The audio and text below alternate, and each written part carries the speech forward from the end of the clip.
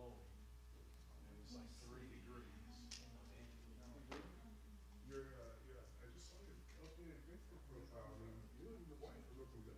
Yeah, thank you, thank you. It's amazing. Where was that? Photoshop can do. Where was it? Where? It was Canadian Valley. I was like, where did we get that Down snow? by the Timberline. They were making snow. And that's the first time I've been really close to one of those snowmakers. Oh, right. Sounds like a joke. Yeah.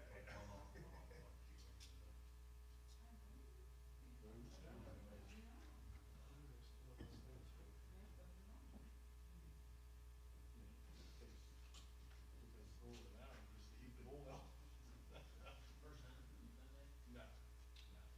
I've done 2, maybe 3 other times.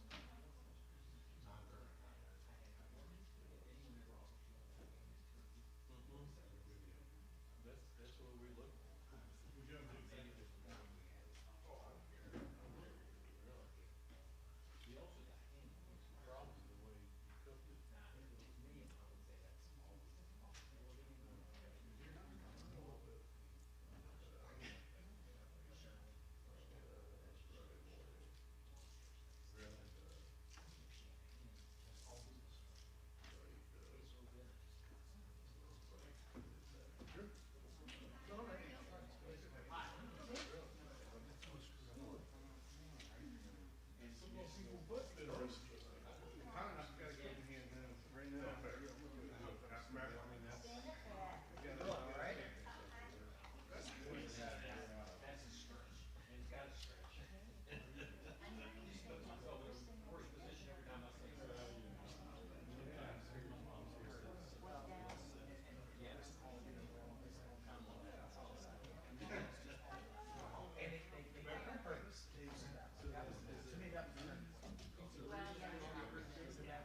They scored 22 in a row. You couldn't stop them.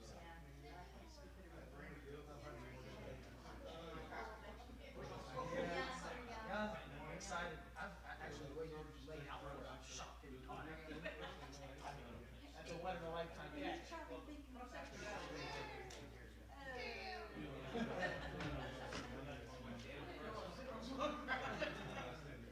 all the boxes.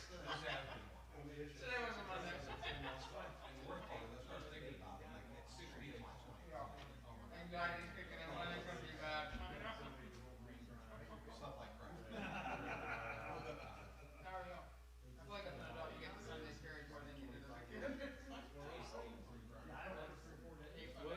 All I'm thinking is how bad the next day's gonna be. I hate it.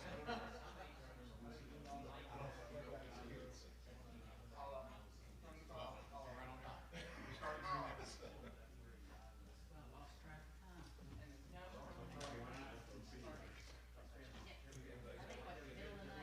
Tonight?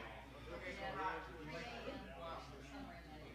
I know a bunch of teachers that don't want to do that.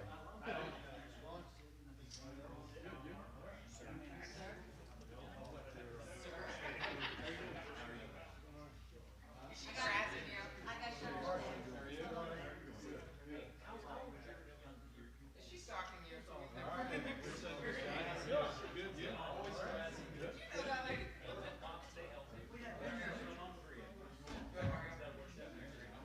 wasn't my name, we all said. The best part of it on time is, but you know what, somewhere along the cheese coat. No, I don't like that. We hadn't been here so long. I mean, longer, it does feel like forever. Really?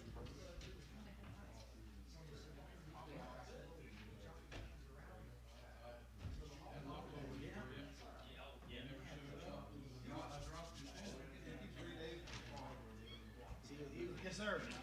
Aaron. Oh. Aaron Horn. Yeah, nice to meet you.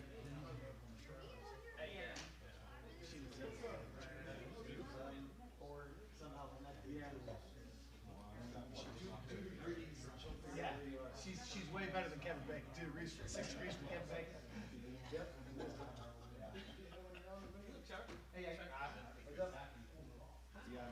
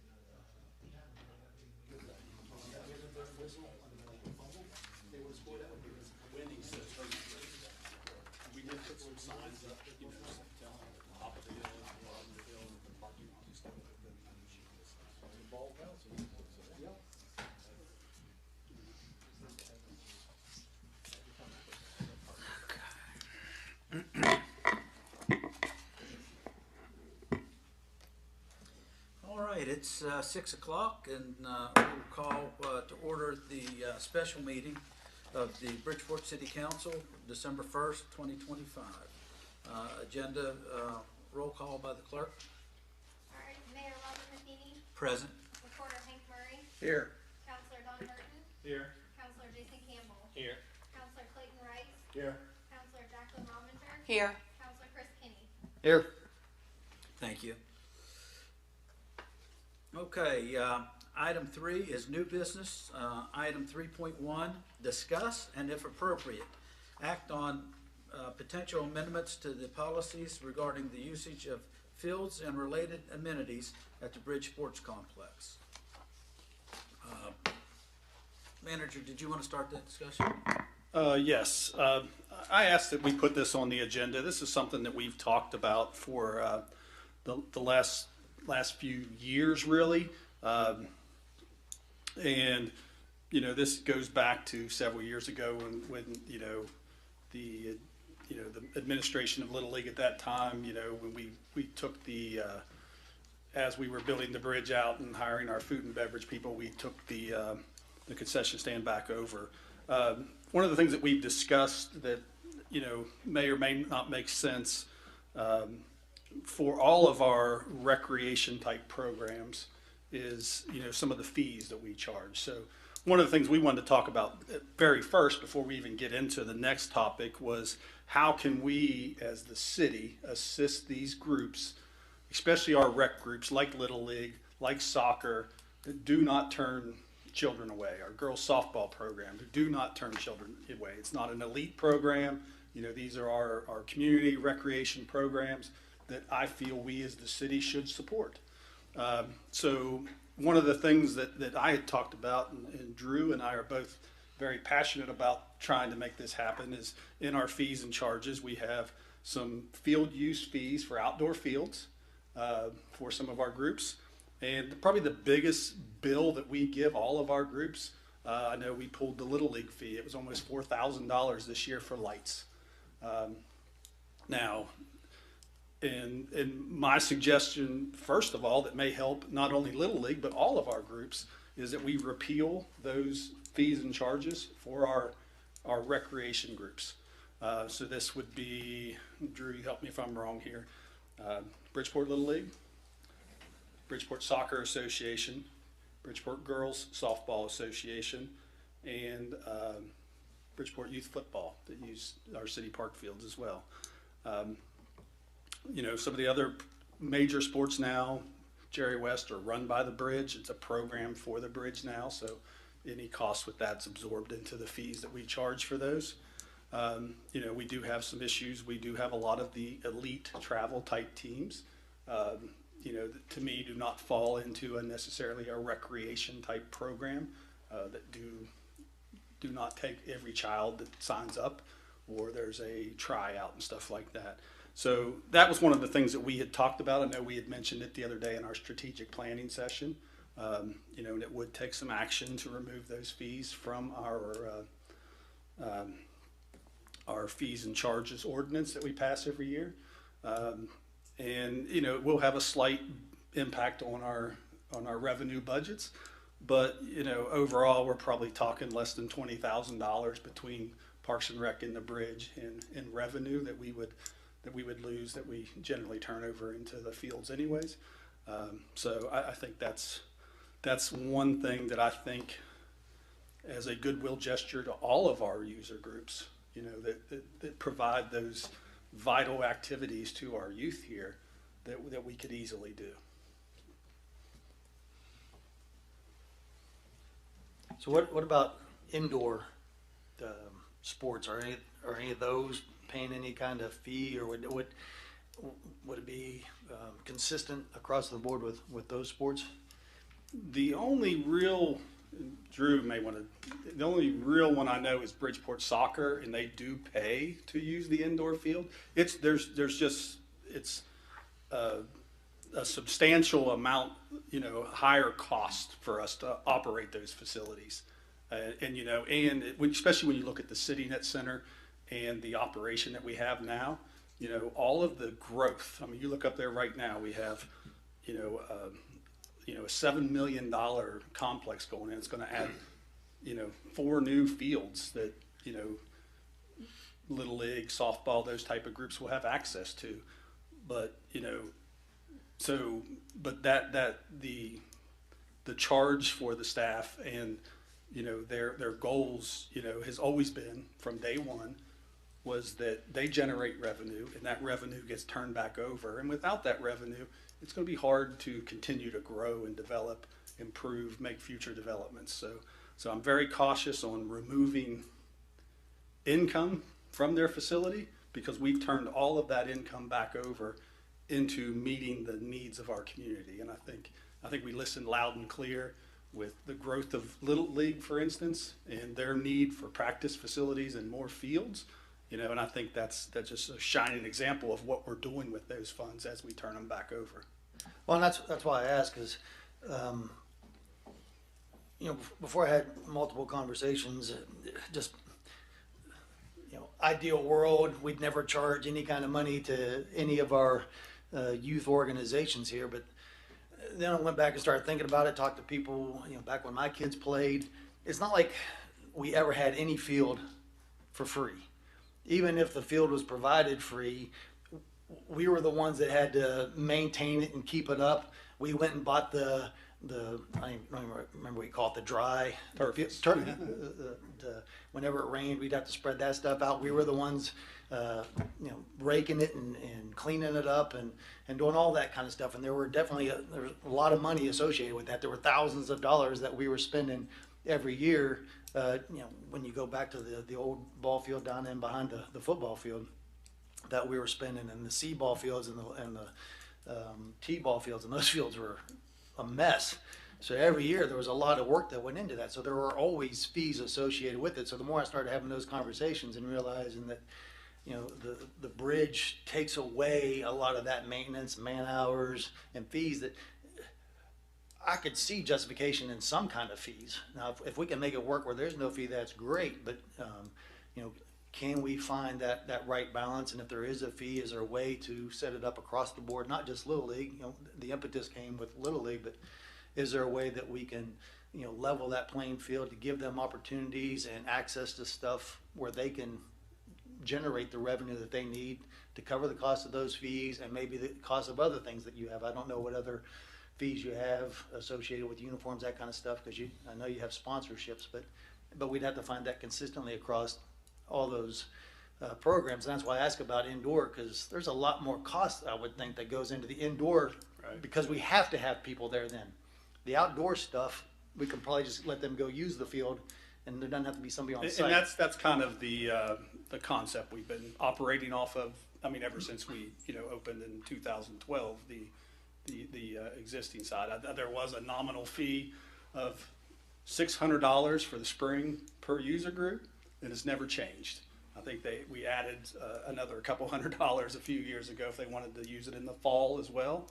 But I think it was $800, which, you know, if you look at the maintenance and utilities alone, it's kind of laughable that, you know, that we even charge that. I think the bigger billing issue that we have with all of our user groups clear across the spectrum are the light bills.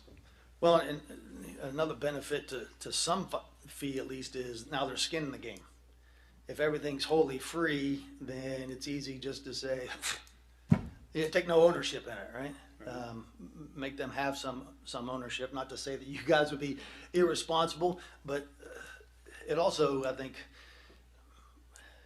how to say this, you know, any kind of riffraff that may want to come in and say, hey, they get to use it free and we want to throw a couple games together and we'll let anybody play, but they're really not organized and ready. Because I can just see a slippery slope of others coming in and trying to take advantage of that really aren't well organized, like a Jerry West, our soccer league, our little league, that sort of stuff. So I can see some value in a fee still, but, you know, again, how do we work together to find what is that right kind of fee level across all these sports that we support and still give them the means for revenue generation on their own.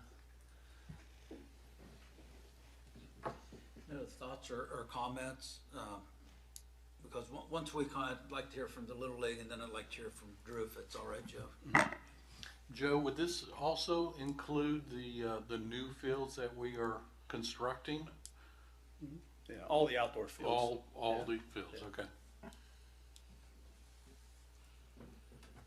So if I could, Mark, what, without prying into your business too much,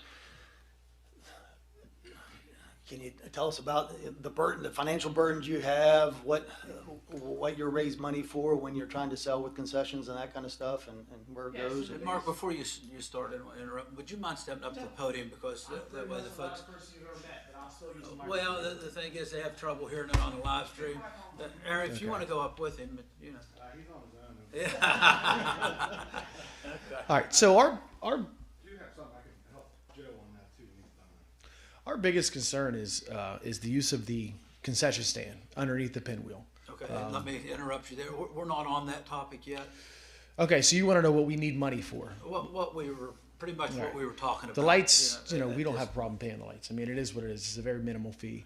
Our biggest concerns are things that are insurance related. We have an insurance policy that we have to pay, and it's a pretty sizable fund. There are fees that are associated with Bridgeport or Williamsport Little League. Like, we belong to an organization that is worldwide, so we have to pay our charter fees and the fees that allow us to be able to play baseball under the moniker of Bridgeport or Little League as Bridgeport Little League. When you get farther into the season, and the last thing I want to talk about in December is All-Star season. But that's what we have to pay for. We are in the midst of correcting and making sure that we stay compliant with our fundraising aspects. And I think that to be able to have some stream of revenue for Bridgeport Little League in the form of something that I'm not allowed to talk about yet it helps mitigate those problems.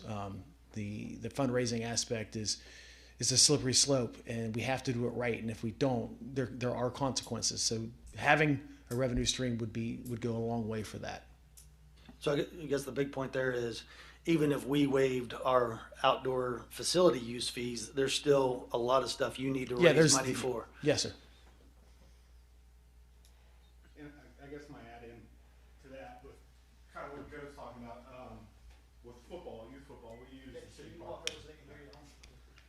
We use the city park fields for youth football, and I think girls softball primarily use those fields too. We still have that atmosphere like you were talking about. We have guys that are set up just dedicated to keeping maintenance up. We're painting the lines up every week. We've got 5 different teams that are practicing down at those fields. So Little League is one thing up at the bridge. Football is a whole other monster down at the city park. We're not at the bridge at all, but we still are putting a bunch of money back into helping maintain the fields down there. So I guess every program should be looked at a little differently. Football is its own entity down there. We don't do anything with the bridge, but the lights we still deal with Joe with on. So how do you do your revenue generation with football? Sponsorships, fundraisers, concessions. Where do you run your concessions out of? The high school concessions. Yeah. So, it's something when you talk about lights and that for football is a little different than when you're talking about maintenance at the bridge. Now we're moving off those t-ball fields, and you get into more of the turf. The maintenance is minor compared to before when you had to go and drop your clay and drag the fields. And so we're trending in the right direction with going to turf on those fields for baseball. But football, we're still grass. We're still running string. We're still painting the fields. We're doing all that stuff. Not only for us, for the band too, at the high school band.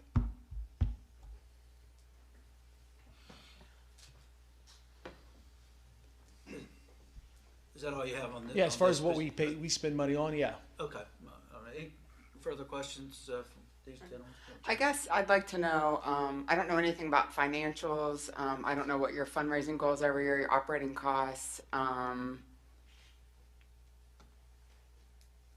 where you're at. I mean, I just want to know if this will make a true impact in your budget. I mean, Yeah. So before, when we had the revenue stream, we had a golf tournament that the money would go towards a the Chuck Dunn golf tournament.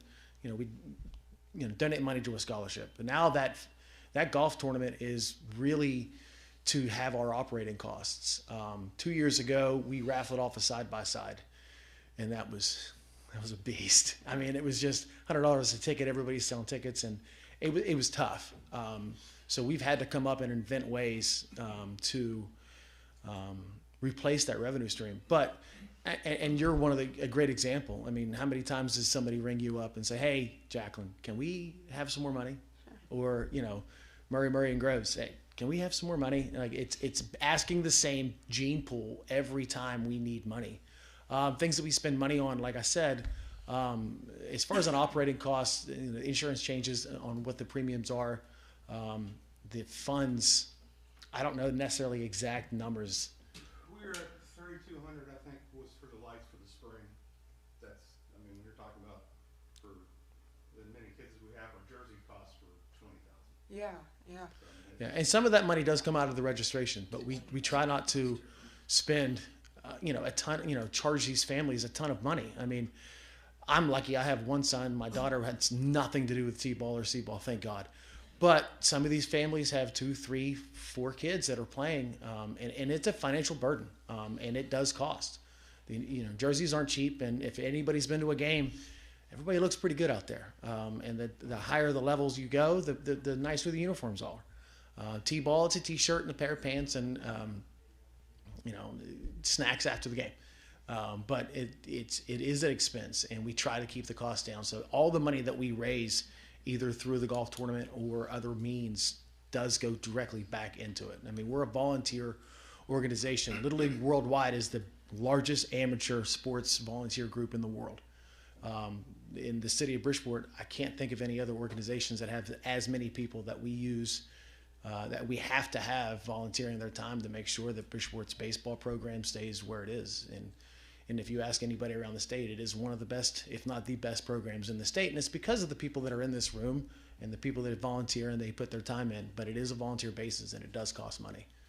So your sponsors don't cover the full cost of the uniform. It's still coming out of your guys' operating costs? It just depends on how much each uniform is. The sponsorships go. Now, we've come a long way because there have been teams or sponsors that was like, well, I haven't gotten an invoice in 20 years, so yeah, I'll pay this year, but I'm not going to sponsor anymore. So, and we've had to raise the sponsorship money per league just to cover the cost, because everything's more expensive now than it was when I was playing, certainly, but even 10 years ago. So registration fee, if you can't afford it, it's waived then? No, we can't. Yeah, we do. We are not going to turn anybody away. Okay. I mean, Okay. we make sure that if you want to play the game, we have those conversations and we make ourselves available to it. And with uniforms and or equipment and stuff, we have the Sports Locker, which is a fantastic organization that, helps out the youth in all sports across the board. With local businesses sponsoring, we were at one point $350 for local business to sponsor a team. We raised that to $500 to try to meet some of the shortfall. And we had people like Batman's, Ava Trucking, who have been sponsors for 30 plus years, so that's too much. So really what comes down to it is we're somewhere between 15,000 and 20,000 shortfall. We pick that up trying to do fundraising and everything. Last couple of years we had a side-by-side. I don't know if you guys ever sold a side-by-side ticket for $100 a pop, but not a lot of people are jumping on that. So it was very difficult to come up with that short end, but we did. But it's difficult. So the lights, it helps towards that. But ultimately, we're 15 or 20,000. Where it comes back to was concessions. That's where we flip-flopped over the years, and it's made it harder on us, and we have to do more fundraising to meet that shortfall. So have you covered the cost for this entire season? Barely. Barely, okay. Barely. Like, we really got to put our heads together for the season coming up. Okay. And I'll be asking all of you guys. So. Aaron, how many kids are we talking about in Little League? About 350, between 330 and 350. Is that a gross? Yeah, we are one of the few little leagues in the state that actually grows. And it's, we have a 4-year-old T-ball developmental, 5-6 developmental T-ball. We have C-ball, 88 kids in that. Minor league is depending on how many kids play majors. Majors has anywhere from 55 to 66 kids in the league, depending on how many teams we have for that level. But we don't turn anybody away. Everybody plays. And everybody gets better. I mean, that's the thing that separates Bridgeport, whether it's football, basketball, soccer, baseball. You know, everybody gets better. Everybody gets the time. And it grows great human beings and grows great athletes. It's just a matter of being able to cover everything. And I want to highlight what Jacqueline was saying. No one gets turned away. No. Yeah. No. So if someone can't afford it, No, they're playing ball. And we're also going to great lengths to make sure that in the language with the fundraising for All Stars, if little Johnny he can throw the fastball by you like nobody else, but his mom and dad can't afford to make sure that he gets to travel to Sarita Canova or wherever for All Stars, we will take care of that. One way or the other, whether I'm digging into my pocket or he's digging into his or whoever, or we dig into Jacqueline's pocket, which tends to happen. But you know, we're going to cover that. We're not going to turn anybody away just because of financial situations. That's just not how Little League was designed. It's against the Little League creed. Mark, you guys do a heck of a job too. You know, I've been down there every night. I think I got a house built right there. Well, it's going to get worse with all three of your grandkids getting ready to play. That's right. But you guys do a heck of a job. Thank you. And the kids have a blast. Yeah. Well, it's important you get the right people involved. And it's important that they know that they have the support of not only Little League Board of Directors, but the City Council itself. I mean, Bridgeport's notorious. I mean, we got beat last week, and everybody around the state celebrated it.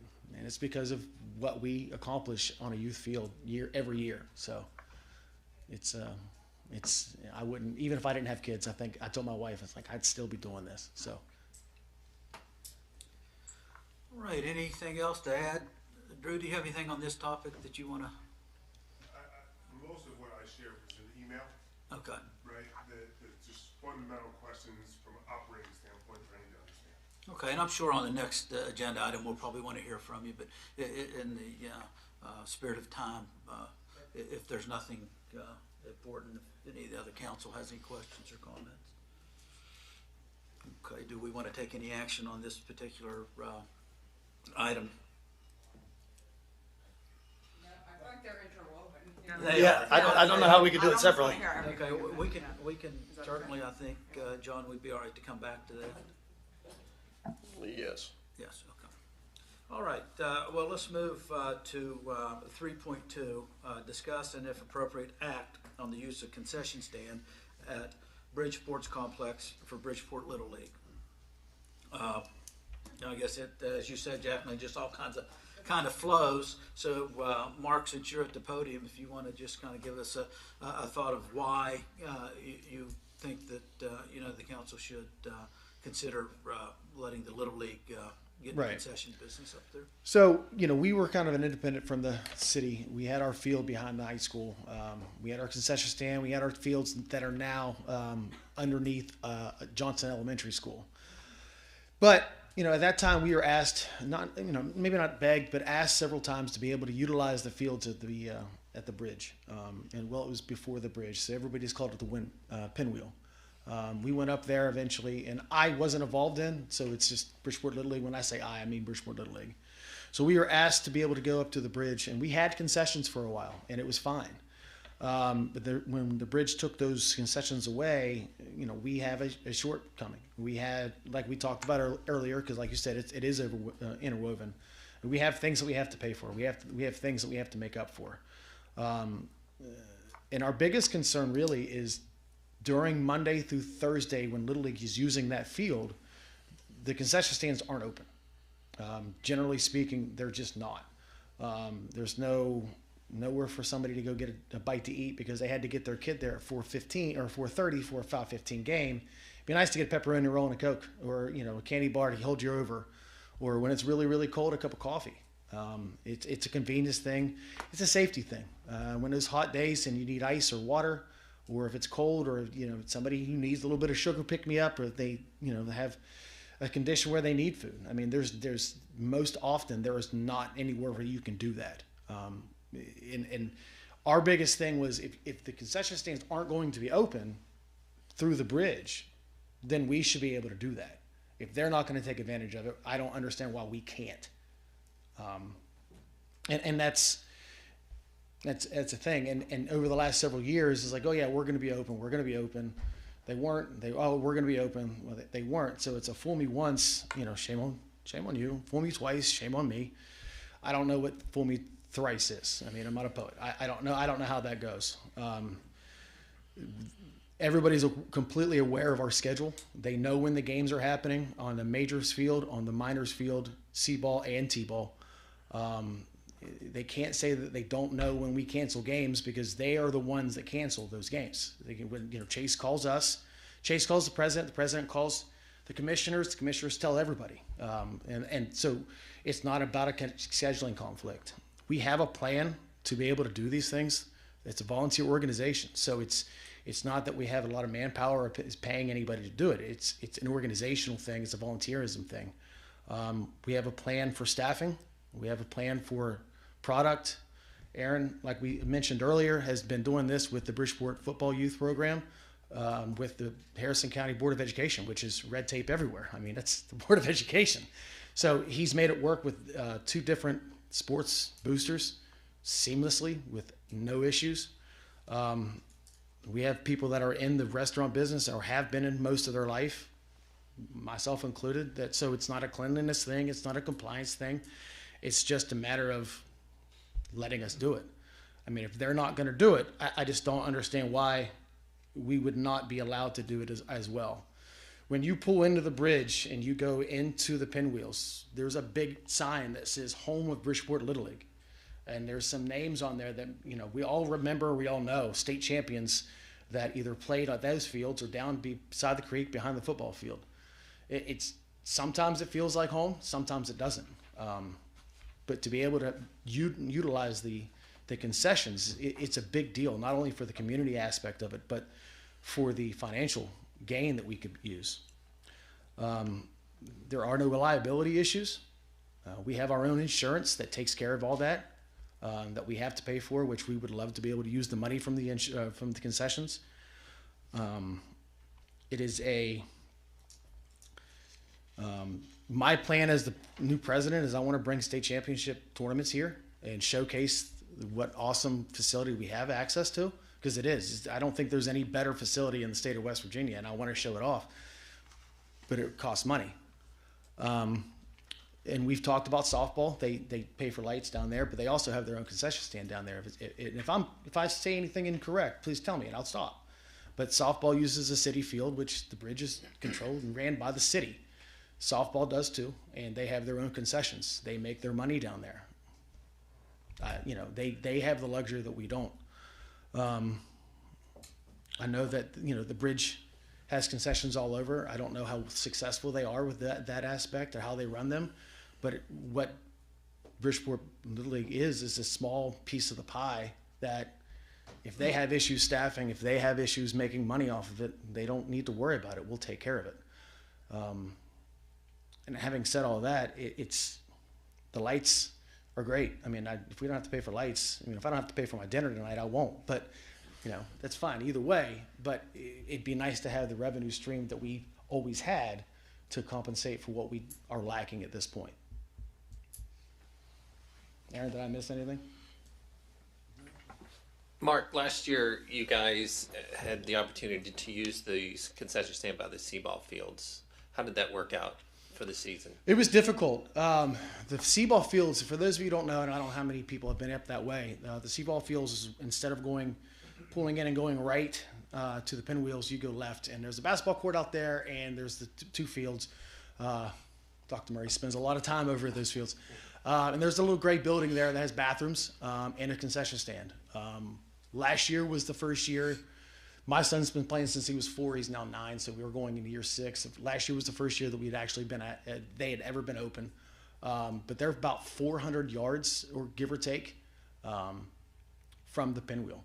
So what we were doing was we were loading up coolers of ice and water, and what we were selling, putting them in the back of people's trucks, like Aaron or Frank Sutton's. Brianna Ryan, God bless her, was slinging boxes of food and boxes and coolers. There's times, Jason, you helped, especially on opening day, get those coolers and set it up, and we were trying to provide a service on a table out in the elements. selling candy bars, pepperoni rolls, pizza. I mean, each night was a different night, but it was difficult. The man hours and the effort that we had to put into that, and we still made about $4,000 to $5,000 on a table. I mean, it's not bad. I mean, paid for the lights. So, so we did have access to something last year. So, it's just one of those things where it was just really, really hard, and it didn't justify the means. The means didn't justify the end result. Yeah, I mean, you've got a $10 million. I don't know how much you spent on the bridge and how much you spent on the pinwheel, but that's a beautiful facility. And here we are, Bridgeport Little League, home of the Bridgeport Little League, and we're operating on a folding table. I mean, it's not a great look. It's not a great look, especially with all that there. Shut behind it. Yeah. People asking why the main concessions is shut, and we're out of the table. Yeah. So, from a public perception, it's not a good look, but it was also hard. And like I said, we had some success, but it would be a lot more if we could be inside the building. Since that was brought up from Little League side, what's the city's side of that?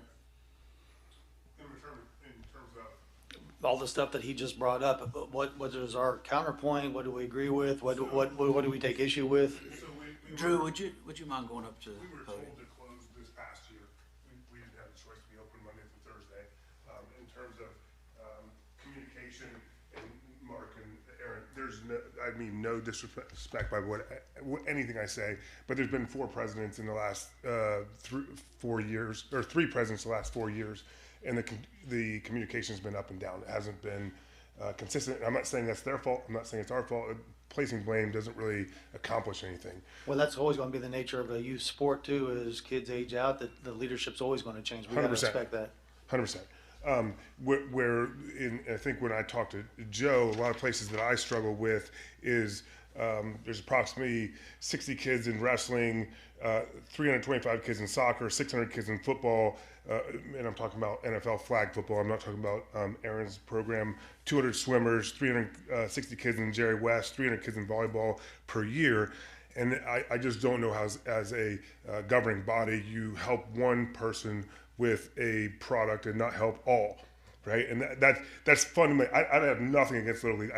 If you want to do it for all of them, great. But I can't look at the customers daily and say, these people get this and you don't get this. Now, to their point, softball is getting something that they're not getting, right? The only thing I'll add with softball, because Mark did bring that up, is we've offered that in the past to other groups. In the spring is generally when they're the busiest, and they're the only group there. They're the only group at City Park in the spring right now.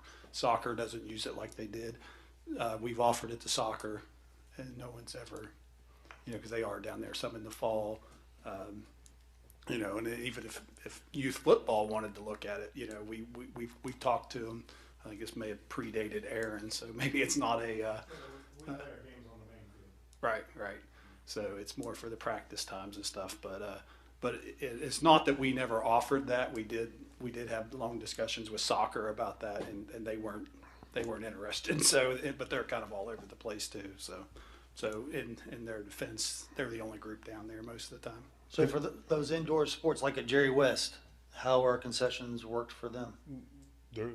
So I can answer that question. Wrestling is one. I'm going to talk about what it costs to participate. Okay, wrestling 155, soccer 100, football 120, Little League 100, Bridgeport softball 100, NFL flag football 145, Bridgeport swimming 125. Gorilla Wrestling 130 plus 25 per month, Jerry West 114, and rec volleyball is 110. So, and I understand fees, keeping fees low, get kids to play and offer variety. But if somebody comes to us for Jerry West and can't pay, we take their taxes in, understand where they're at, and charge them a nominal fee. Right, they're just like them. They find a way to get kids to play. But ultimately, all these programs, aside from softball and baseball, do this with either sponsorship that happens with outside the city or some type of scholarship system. right? But the fees pay for the kids to play, right? Jerry West is underwater in terms of the fees that they owe the bridge, but it was a 501(c) when it started. I think they were $85. It's at $114, and it's bigger than it's ever been. So the product, and I'm not saying anybody's product's good or bad. I'm just saying that the product ultimately determines the participation, right? The volunteers determine the participation. But Little League is a phenomenal product. I've watched it. Like, opening day is awesome. Challenger League is an awesome product. I just don't know how to look at one sport and not other sports and apply an applicable rule.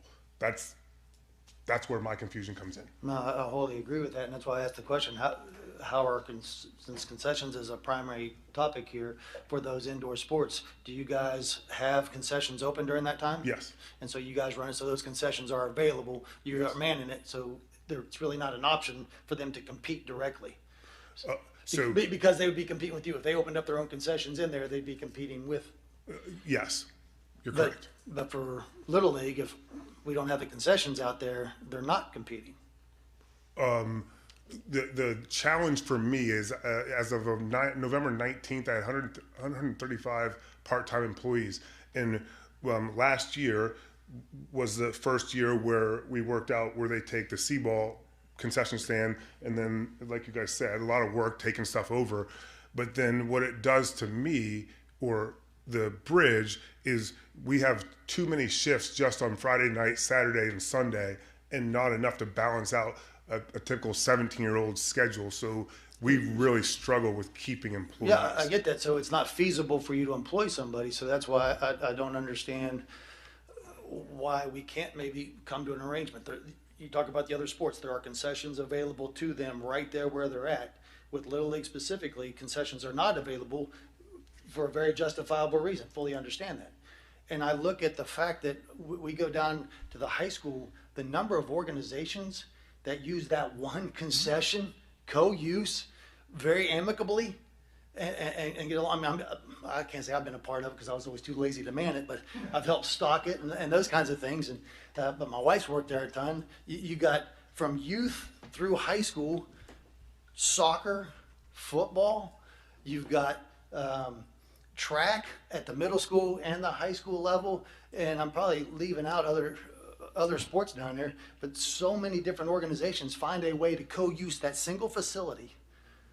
I don't understand why we can't find a way to co-use the concession that's right there in the pinwheel. That makes the most sense to me, that there has to be concessions available during those sporting events.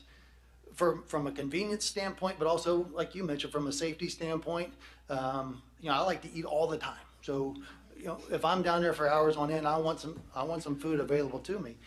And if we as a city aren't able to provide that, and they have the means to do it, and the structure's there, I really don't understand why we can't find a co-use agreement to make that available.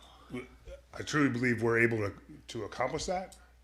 It just has been an adversarial conversation from the get-go, and that's fine. I mean, if the city wants to give the concession stand to them, that's fine.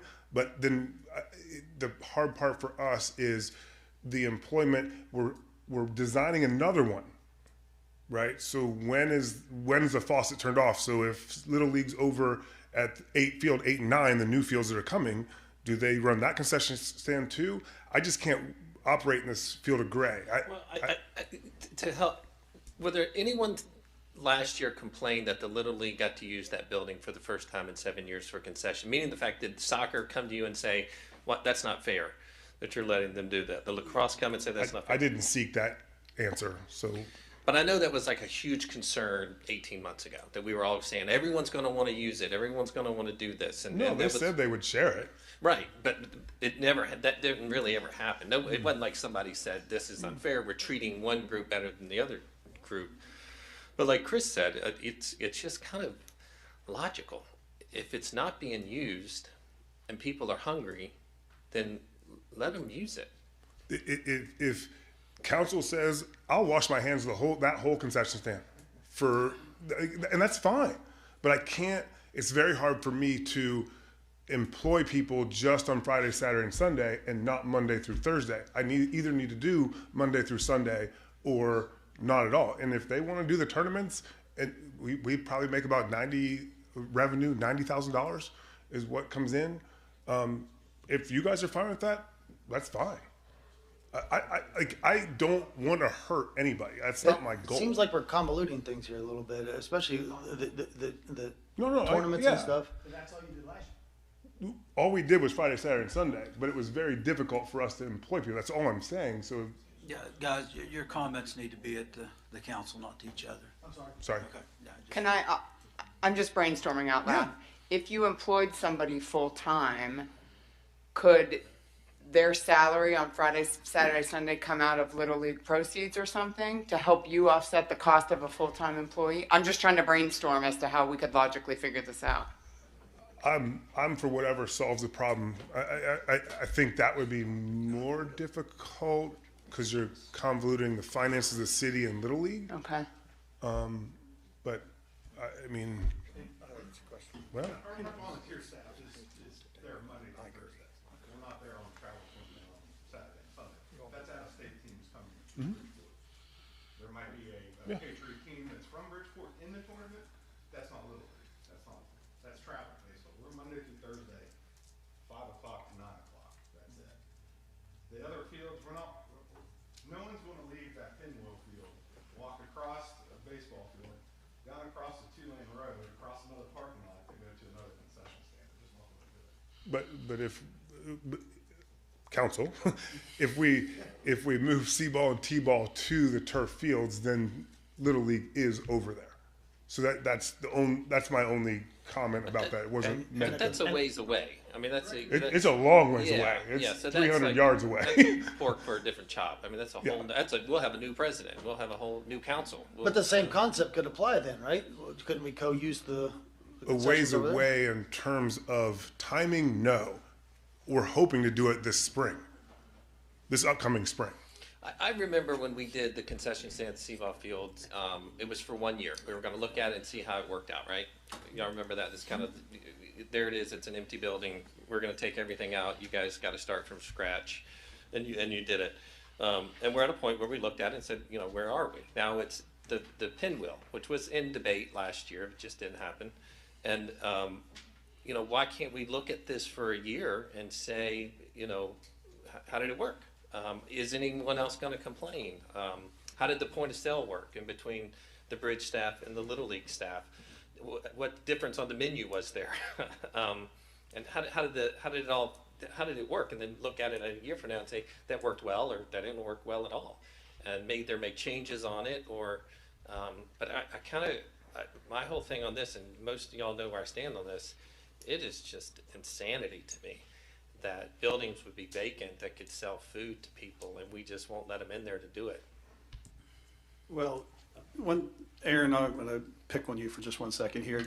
So when you guys ran when Little League ran it before, they did run it for the tournaments. Are you saying if it's given back to you, you will not run it for the tournaments? Which tournaments are we talking? All the 15 travel tournaments that we host every summer. We would not want to run it for the travel. Right. So the problem is, and I had this discussion with Chris the other day, is, that concession stand, you're comparing it to the high school, which is probably 4 or 5 times the size. The problem we would have would be the stocking. If we buy a pepperoni roll or a soda, that is city property, right? I mean, it's purchased for resale property. And our problem would be we have an expectation of, the revenue we make on the weekends, and when we run it, that way, how would there's not enough, we have storage issues now to get through the weekends. So the real issue would be, and I'm not saying we can't figure out a way to make this work. I'm just saying there's going to be a huge issue with how do we unstock the concession stand? Where do we put all that stuff for somebody else to come in without intermingling inventory? Because most of it, you do have 2 or 3 coolers in there, but everything else is just on the shelves. There's nowhere to put anything. So.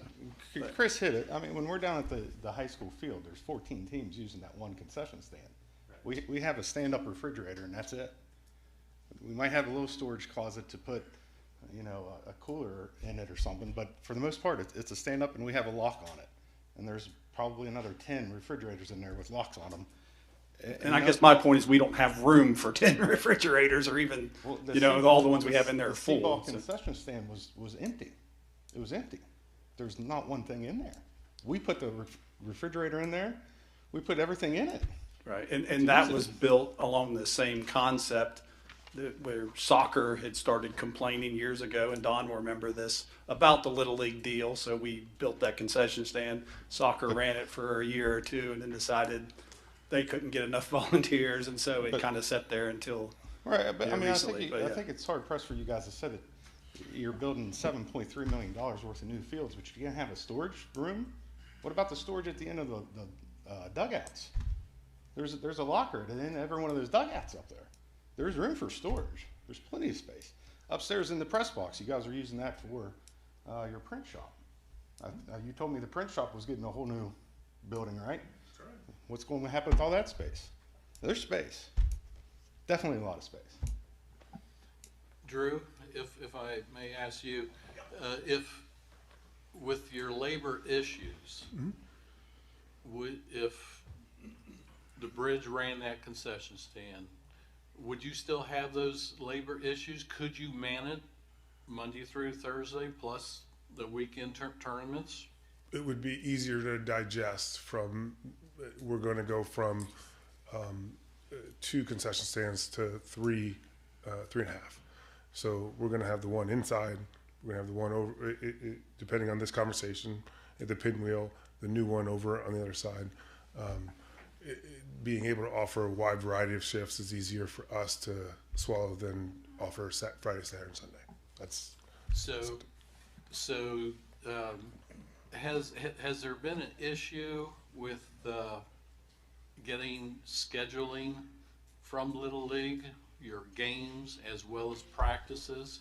Has that been an issue? There has in the past. Now, they created a new position, from what I understand, that is strictly scheduling, right? Is that true, Mark? A scheduling person that I am very hopeful that starts to knock all this out. But it's from my experience, is that organization is disjointed in the sense that, and I don't mean that in a negative way, I mean that in that coaches kind of run their own teams prior to the Bridge taking over, and they would kind of just create practices when they wanted to create them, and they'd work within each other to find the fields they needed. And then when the Bridge was created, and remember, I for those that you weren't here, I was not hired to run that complex. That complex was added to the Bridge, so that's where the whole dichotomy of what is that concession stand? Is it like the high school concession stand, or is it like the Bridge concession stand? And I think that's something council has to figure out. I'm simply a benefactor of the decision you make.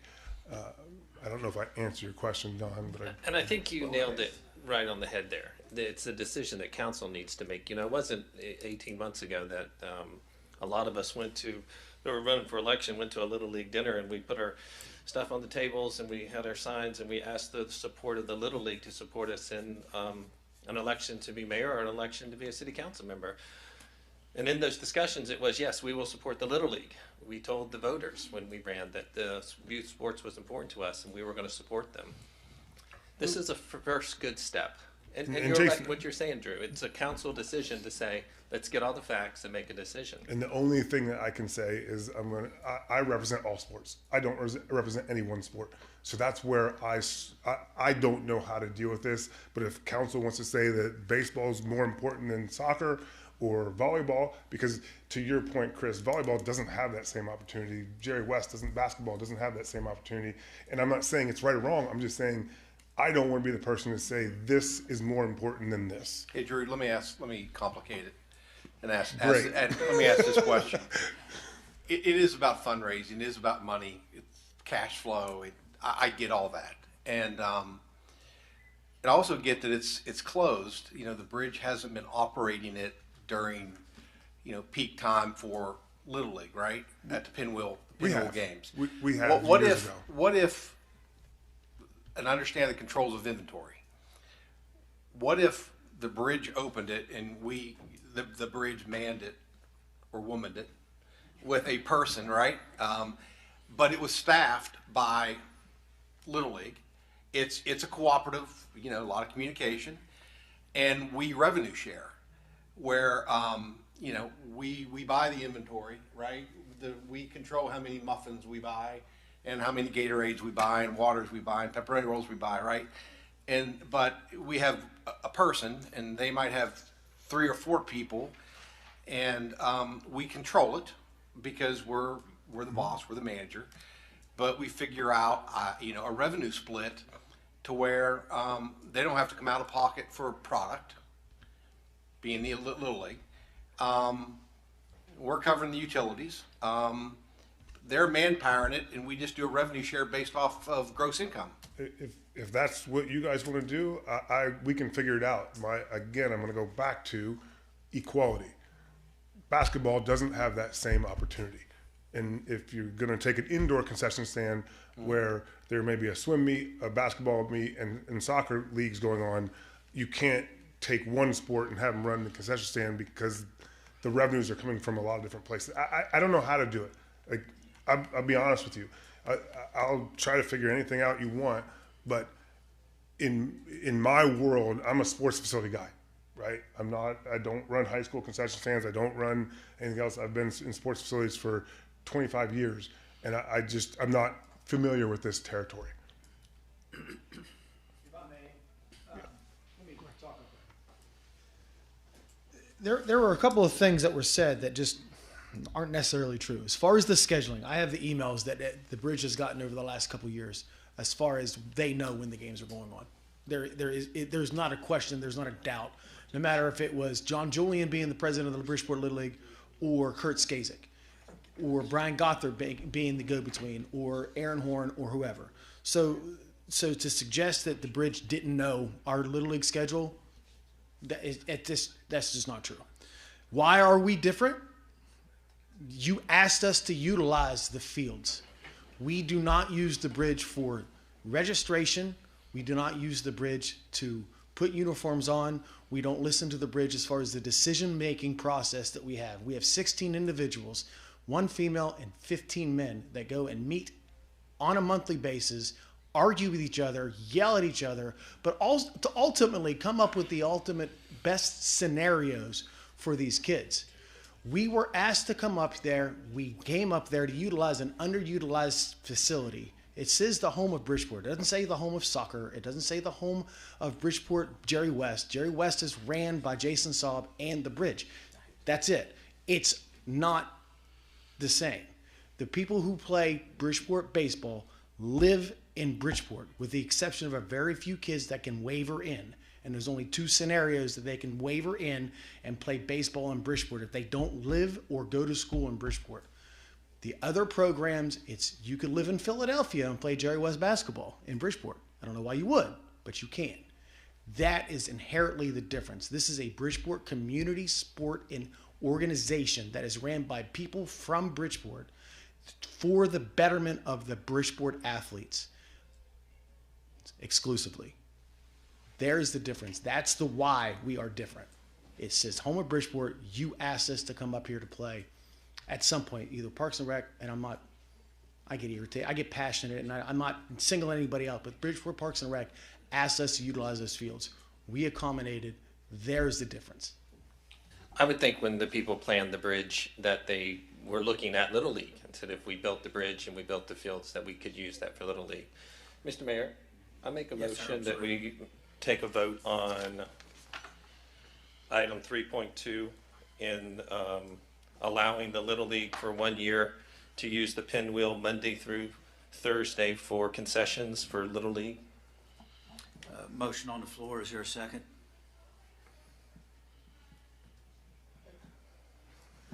I just don't know that we're there yet.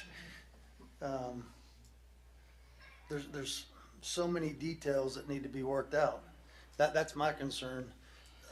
I'd love for this to have happened in this 1 hour session. I really didn't have that expectation that a solution was going to come out of this 1 hour session. I kind of figured this was the starting off point to get it going. I think the impetus that we as a council really need to put behind this is city manager, get the groups together Right. and I think, figure out Yeah. what a proposal is. I think taking two all these- positives have come out of this meeting. I've heard two ideas that I like. Yep. And, what I would ask, and Jason, in line with your motion, or instead of your motion, I guess, is that let us get together. I'd like to get together with our food and beverage people.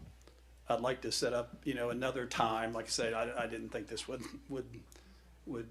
be able to be done in the original half hour we had scheduled, let alone an hour. But I would like to explore two options. One is how can we lock things up and move stuff around, because I think we do have a responsibility to protect city property. And is there a way we could add some coolers somewhere up there where we can move stuff easier and get that done? And is there a way we could look at some sort of profit sharing where we bring some volunteers in on those days where we don't have to worry about that? So I think there's some positives that came out of this that I'd like to explore. And there's too many things for me right now with all the other community sports that I don't understand the nuances, that I think if you got down in a smaller setting than this forum that's not necessarily the best for good discussion, and have those flesh out those other issues with those other organizations as well, because maybe there is a way to help those organizations in that same way. I don't, maybe it's lessening the fees, maybe not. It sounds to me like, just lessening the fees certainly isn't going to help Little League with their other revenue needs. And that might be the case for some of the other organizations as well. So if you guys could flesh out, look to have those constructive conversations and bring back proposals to us, I think that'd be the best way. So Mayor, let me, I don't know if this would be a separate motion, but I would like to ask Councilman Campbell to remove his motion and then amend the motion to direct the city manager to get with our manager of the bridge and interested parties and bring back 1 to 2 possible solutions to the next council meeting. Okay, that would be up to the councilman. I really don't want to remove the motion, but because I really want to get this just kind of finalized and done, because it's just a no-brainer. But if this will help the council, I will amend the motion for city manager to investigate this and come back to us and see if y'all can't work out a deal with the Little League and the Bridge so that they can use the closed concession stand to serve pepperoni rolls to hungry people during Little League. Okay, is there a second on that motion? I second the motion. Okay, all in favor signify by saying aye. Aye. Any opposed, nay? Ayes have it. Okay, I apologize, but we're going to have to run over in our special meeting just a little bit, and then we'll get back to the regular meeting. Kent, is it procedurally okay for us to put a pause on the special meeting and come back to that after the regular meetings? I with all these asked for folks? advice from Really? council, and he said it'd be ahead just to move forward. So 3.3, discuss and if appropriate, act on recent transaction regarding fire department pickup truck, and discuss and if appropriate, act on regard to the city surplus equipment policy and potential amendments thereof. Any discussion on that or action on that?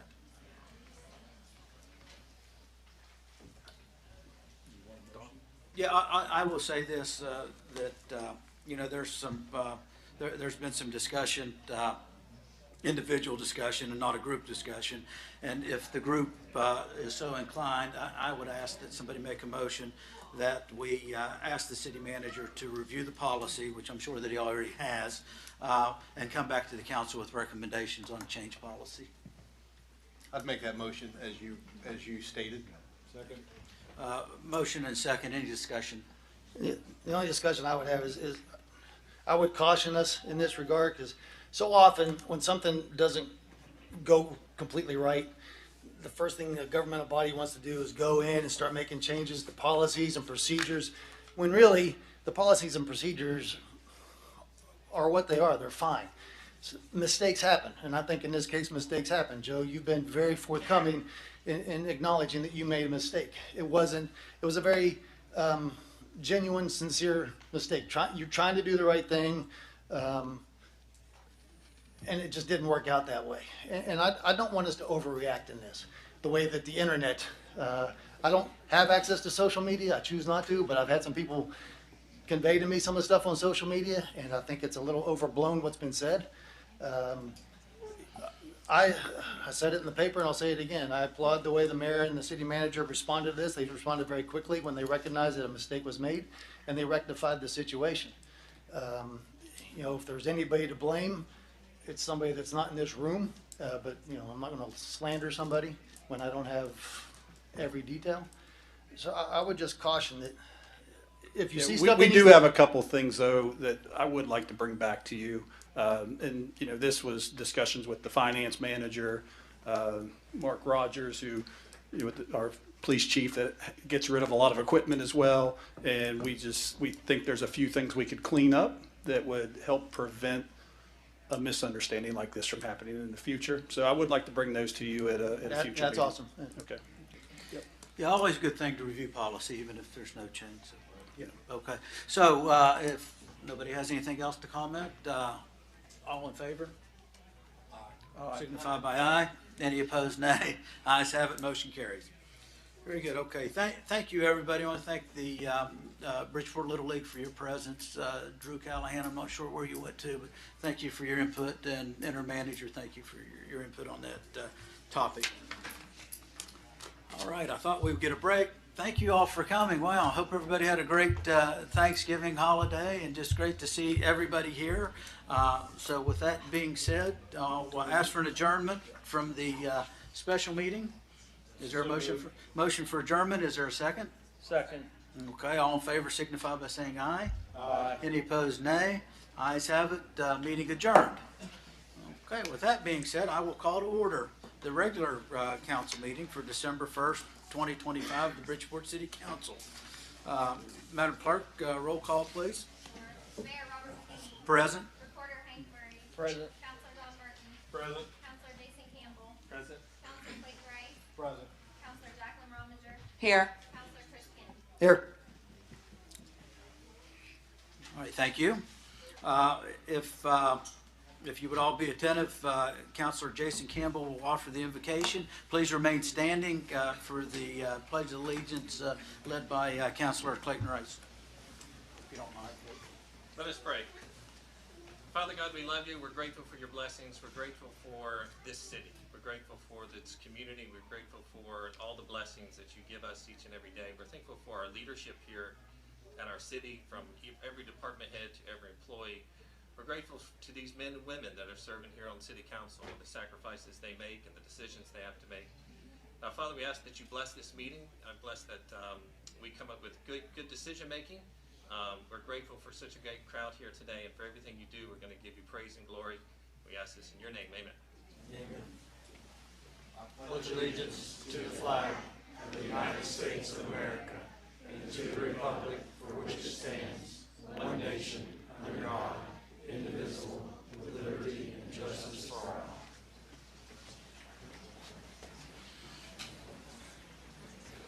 Thank you.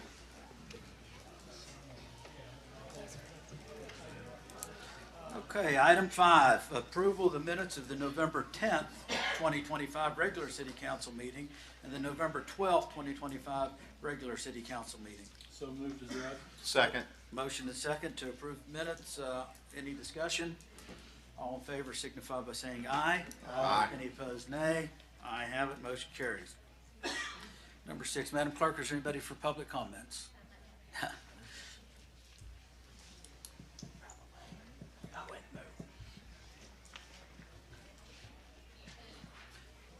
There is none. Okay, report of the mayor.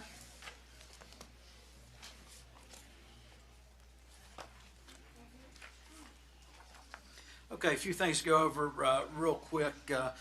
First of all, before I get into my report, and please remain seated, but I would like to take liberty to have a moment of silence for West Virginia National Guard member Sarah Beckstorm, I'm sorry, that we recently lost in a tragedy in D.C. So if you would just have a moment of silence with me, please.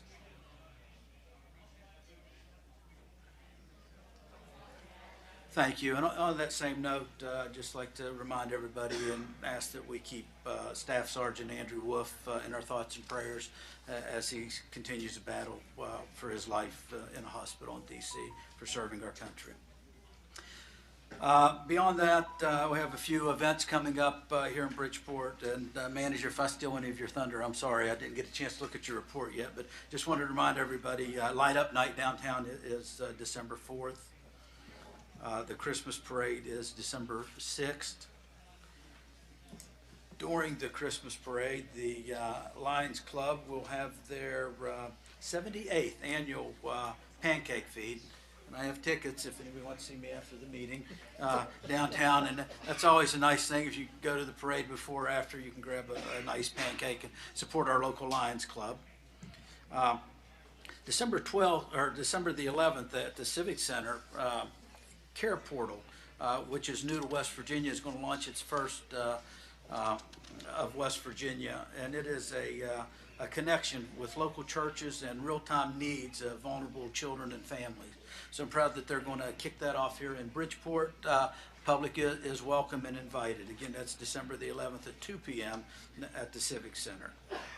Now, for the council, real quick, and my final item is the West Virginia Municipal League Conference will be January 25th through 27th in Charleston. That's the legislative meeting. And if you intend to go, I know some of you have communicated with the clerk, but if you intend to go and you haven't communicated with the clerk, please get that information to her as soon as possible so she could make registration and your arrangements. And that's all that I have for Mayor's report. Report of the interim city manager. Thank you, Mayor.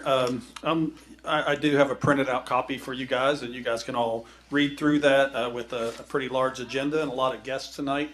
I'm not going to go through it like I normally do. One thing I say, we are preparing the city for Light Up Night. You see all the decorations going up downtown. I will mention just real quick, shout out to our Public Works crew. Director Grimes wanted to do that. We went through our first snowstorm with an excellent job, excellent response. And if you saw the news, we did unfortunately have a drunk driver this weekend that took out some light poles and some of our Christmas decorations. And, our Public Works crew that was on call came out and replaced those light poles. Unfortunately, we won't have Christmas decorations for a while on those, probably not this year. But they did do an excellent job responding to that, and as usual. The only other thing that I want to bring in, I might have our police chief step over to the microphone real quick. We've been working with finance and HR and payroll for we're going to run, starting in January, a trial run of moving our police officers to 12-hour shifts. And I want Police Chief Rogers to explain that really quick and some of the benefits and the will and pleasure of some of our police officers as well. Yeah. So patrol officers will go to a 12-hour shift for a test and evaluation period. It allows us to do 12 hours, which is something that they've asked for several years now. We're in a position financially to be able to accomplish that. Unfortunately, that's because we've been undermanned for quite a while, so we have excess salaries that are available to make this happen without breaking the budget for this next 6-month period. One of the things that they bring to mind with the 12-hour shift, that provides more hours or more days off to be with family. I have officers that have been here for several years without utilizing vacation or earned days off. They never get a weekend off. The way that this modified schedule would allow them to have every other weekend off.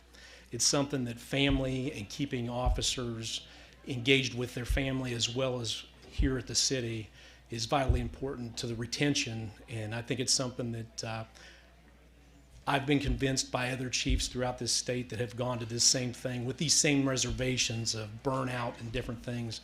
That's something we want to keep an eye on, but I do believe that prior to the next budgetary process, we'll have a better determination whether these will be successful and something we want to stick with, or if it's something that's just a test and evaluation and we evaluate it poorly. So, any questions?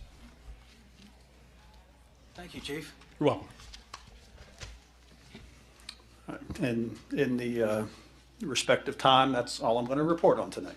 Okay, well, thank you, Manager. All right, item 9, awards and presentations. Is there anybody here to receive the proclamation for International Day of Persons with Disabilities? Great. I thought I was going to have to do it alone.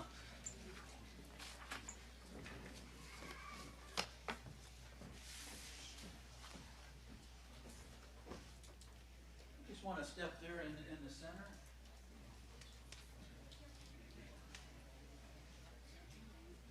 Now you have to bear with me because my eyes get tired and I'm not the best public reader in the world, but I practiced.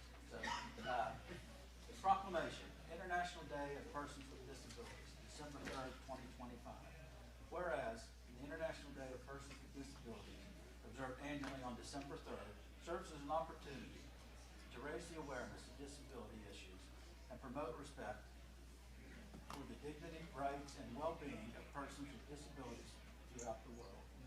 Whereas individuals with disabilities enrich the city of Bridgeport through their unique talents, skills, perspectives, strengthening the culture, social, and economic vitality of the community. Whereas access to meaningful employment and active participation in community life are essential to promote dignity, independence, and belonging for all individuals. And whereas in West Virginia, approximately 167,000 working age adults live with a disability and over 64% remain unemployed, underscoring the continued need for inclusive hiring practices, equitable access, and supportive workplace environment. And whereas the city of Bridgeport affirms its commitment to fostering inclusion and accessibility across every area of civic life, from education and employment to recreation and community engagement. Whereas statewide programs such as West Virginia Division of Rehabilitation Services help individuals with disabilities achieve employment success through individual planning, skills development, and collaboration with local partners.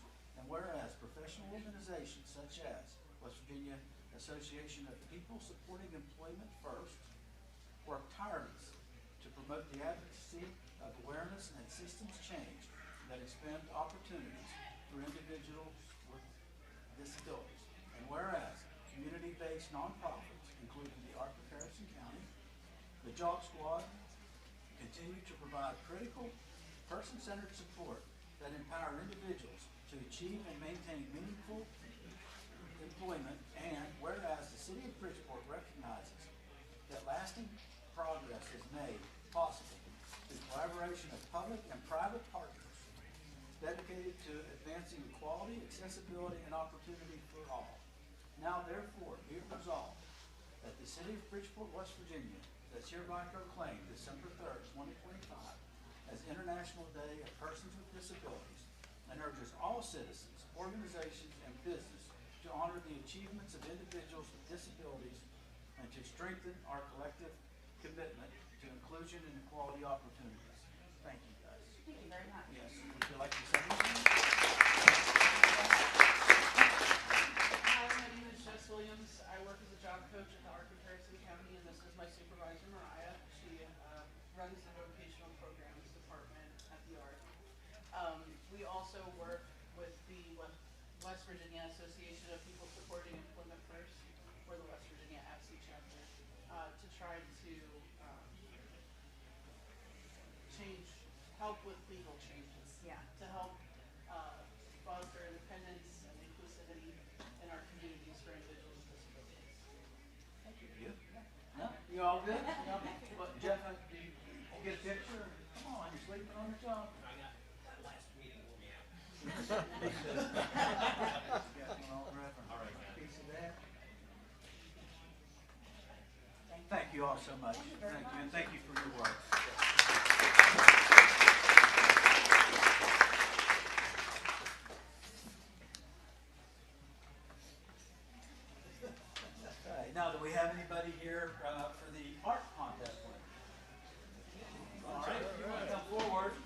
Counselor Jason Campbell. He's going to recognize. What do I do? I don't know. Come on up. You guys look good. Marcus. I will help you.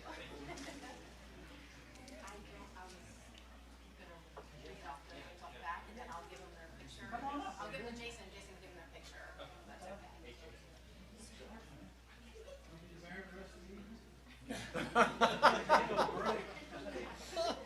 How about you? All right, I'm sorry. Sure, no problem. So this is the 9th year for our art calendar contest, and every year it grows, and every year it's something that city staff looks forward to when we receive all the pictures to look at them and decide which ones are going to go into the calendar. And we are really appreciative of all 3 schools to allow all the elementary schools to participate, Johnson, Simpson, and Heritage. From the art teachers to the principals, they are very accommodating and helping facilitate this project, so we certainly appreciate it. So the cover photo this year was Chloe Barron. She's in 4th grade from Johnson Elementary School.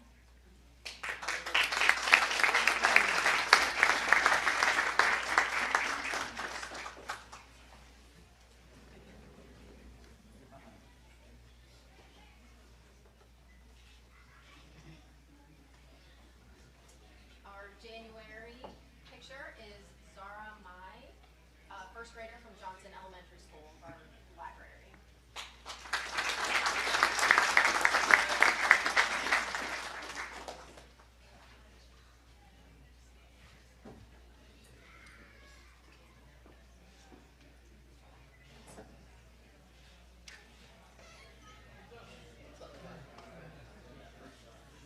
February is Maddox Schaefer, a 5th grader from Simpson Elementary School.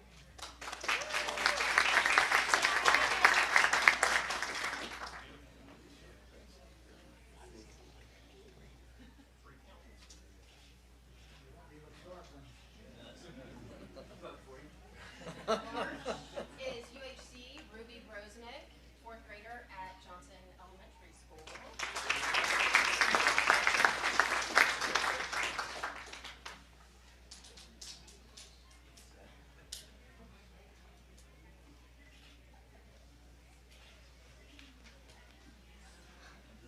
April is the Bridge, Ayana Basani, a 4th grader from Johnson Elementary School.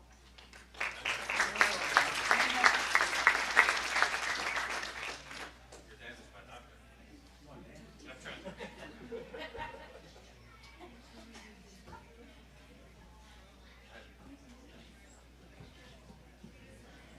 May is Simpson Elementary School, Everly Hathaway, 2nd grader from Simpson.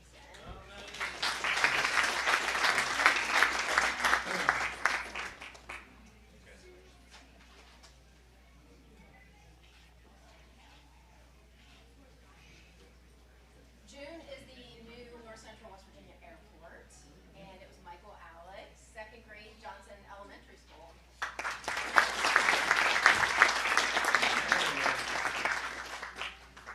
Congratulations.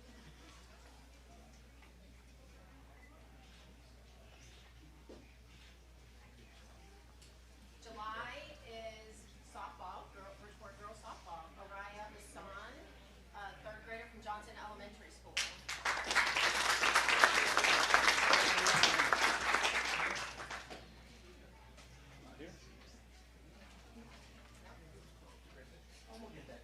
Yeah, we'll get it. Sure. August is Johnson Elementary School, Lila Molinero, a 2nd grader from Johnson, and she put her principals, Ms. Colbert and Mr. Jones, are the stars of that.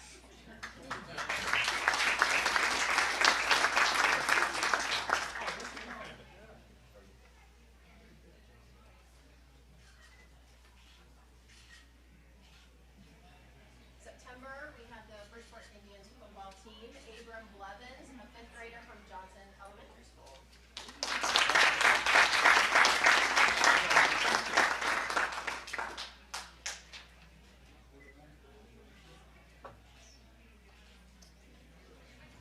October, we loved this one because it highlighted our scarecrow contest that we have on Main Street every year that the Associated Businesses put on, which they will be putting on Light Up Night here in a couple of days also. This is Cameron Flesher, a 5th grader from Simpson Elementary School.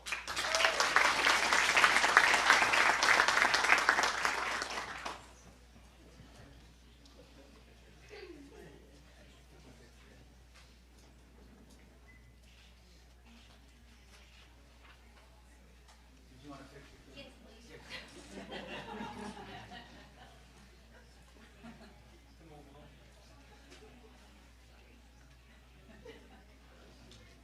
And November is Heritage Christian School. Deacon McLean is a kindergartner at Heritage Christian.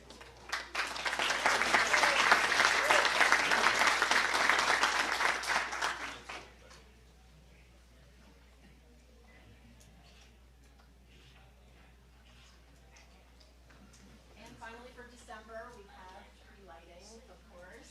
Stella Jolie Wright, a 4th grader from Simpson Elementary School.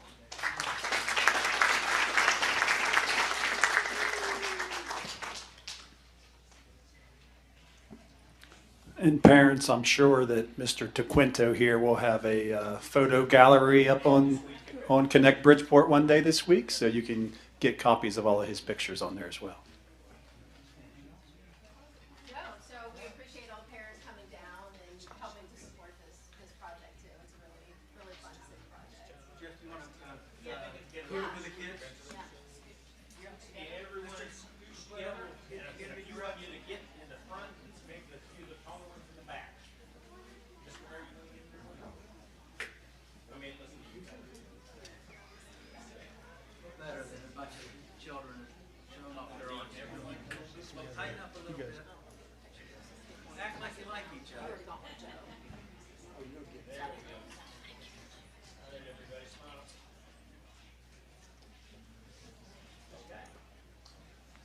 Hey guys, great job. Great job.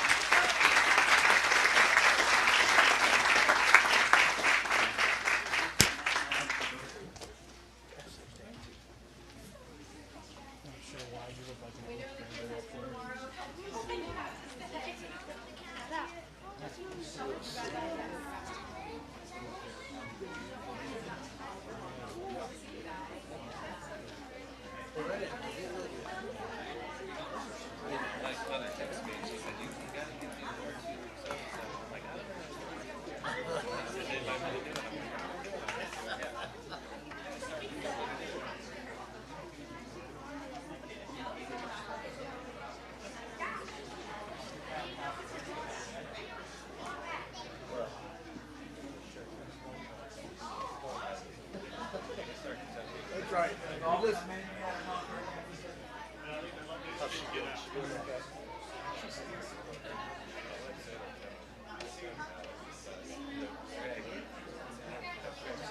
Yeah. Yeah, I've seen this, whatever car is, it's like a tank.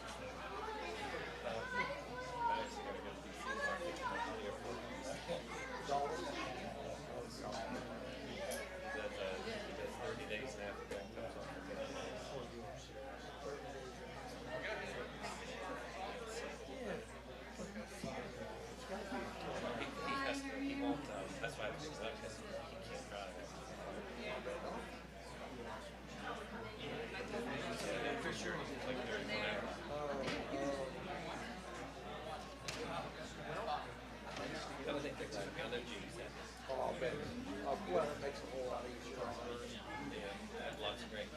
right. Now we just need Well, she's up there at the hospital. She's working for one of the insurance companies. Yeah.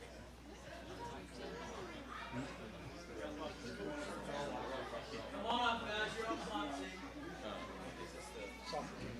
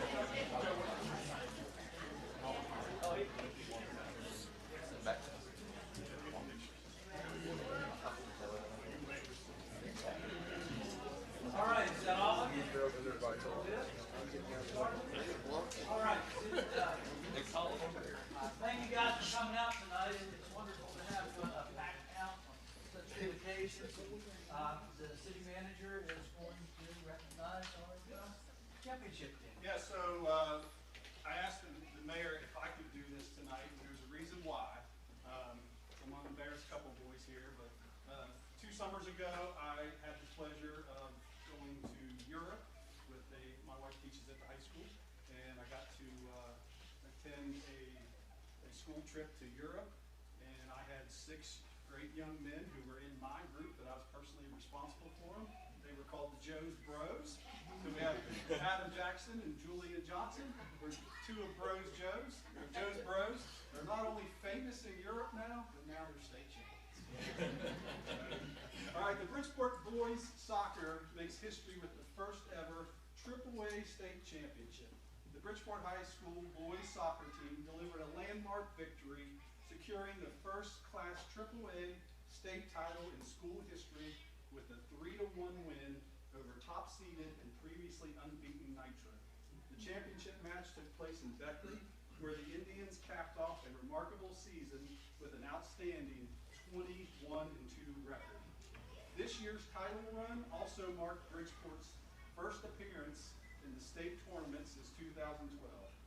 Current Coach Dubas, who served as the assistant coach during the 2012 postseason, returned to the sidelines to guide the program to its long-awaited championship moment.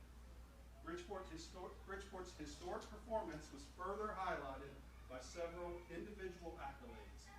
Senior Philip Wynn earned Most Valuable Player honors for the tournament. Wynn opened the scoring in the championship match, netting the first goal in the Indians' 3-1 victory. 3 additional Indians were named to the all-tournament team. Senior Tucker Pomeroy, Senior Andrew Loomis, and Junior Rael Figueroa. Their efforts, combined with the team's collective determination and resilience, propelled Bridgeport to a season and a championship that will be remembered for years to come. Congratulations, guys.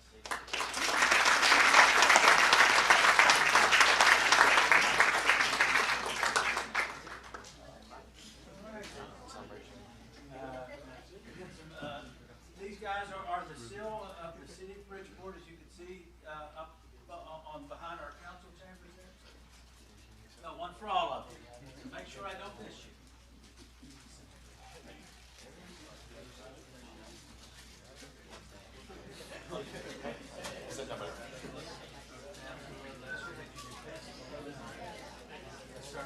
Congratulations. Class 83.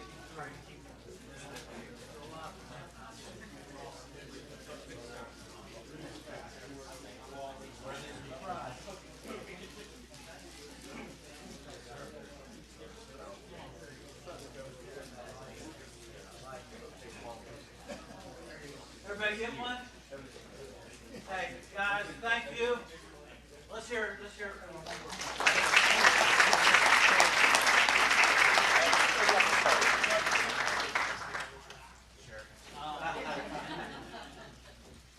Real proud of these guys. I mean, it's a long time coming. Even when you have a good team, put them on the field, it's still hard to win championships. A lot of things have to go right for you. And, even with the loss of one of our better players, who's up for Player of the Year this year, these guys really stepped up, and that's how good of a team this is. You take one of the best players in the state on the team, we still went down and played 2 really tough teams. And our semifinal game was probably harder than our final game, which is resilient with what these guys can do. And it was a great effort all the way from the goalie, defenders, midfielders, strikers. Everybody put in the effort. And these guys never quit on each other, and they're so proud of them. And this is what you want, and what you play for every year. And I always say only one team at the end of the season wins their last game. And fortunately, this year was us. So proud of them and happy for what they've done.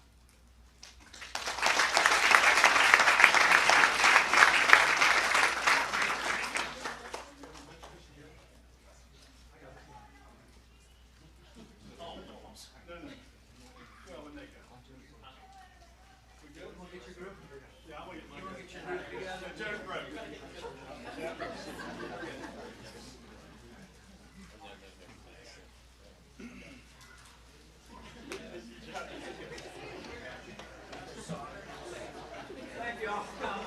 Thank you.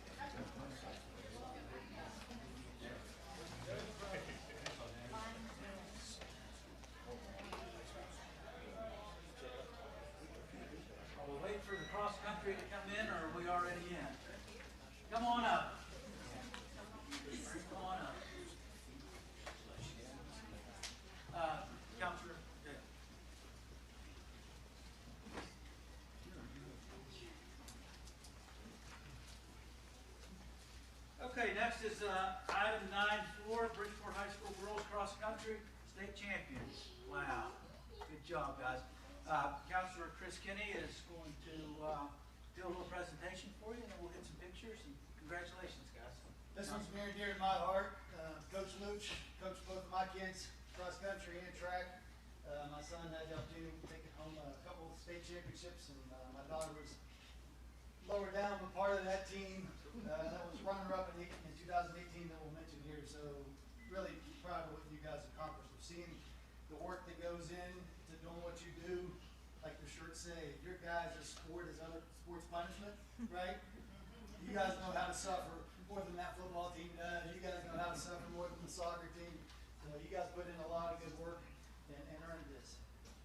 Bridgeport added to its state championship hardware as the girls cross country team secured the Class AAA state title at Cabell Midland High School in Ona. The victory marks a historic moment for the program as it is the first state championship in team history.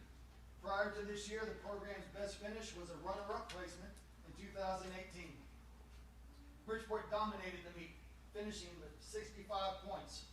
Freshman Aria Solario led the charge for the Indians with a standout performance, finishing 4th overall in a time of 19:22.2.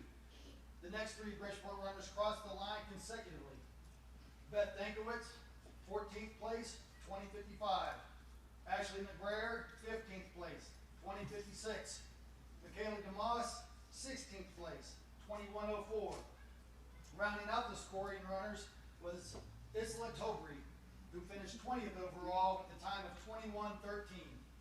All 5 of Bridgeport's scoring athletes placed in the top 20, an impressive feat in a field of more than 100 competitors. And if I remember correctly, that means that Aria was first team and the other 4 runners were second team All-State. That's a heck of a performance. More than 70% of the competitors got All-State recognition. There's no other team in Bridgeport, I think, that can say that. With depth, determination, and a strong collective effort, the Indians etched their names into the record books and brought home a long-awaited state championship title. Congratulations, young lady.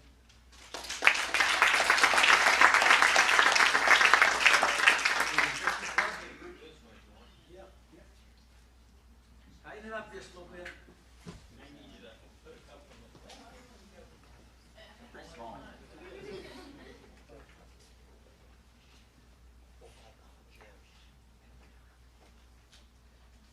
Coach? You don't have to. It would be nice.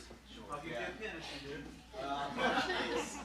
No, honestly, it's an honor to coach these ladies. I mean, we had a team dinner a few weeks ago, and they heard some of my words. But what I didn't fully say there, and I'll say it here, is, Councilman Kenny read off the results and the scores, which, I mean, look, that's how you win.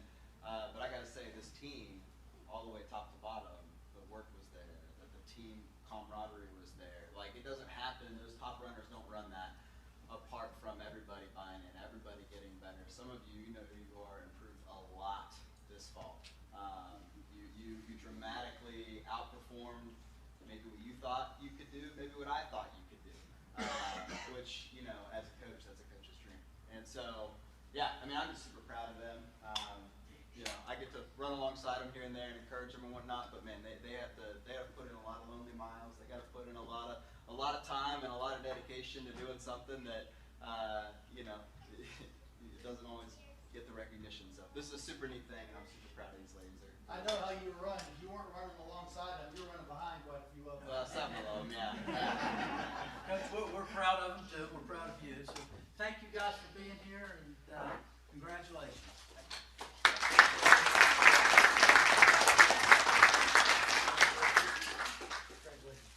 Very proud of you all. Great job. Great job.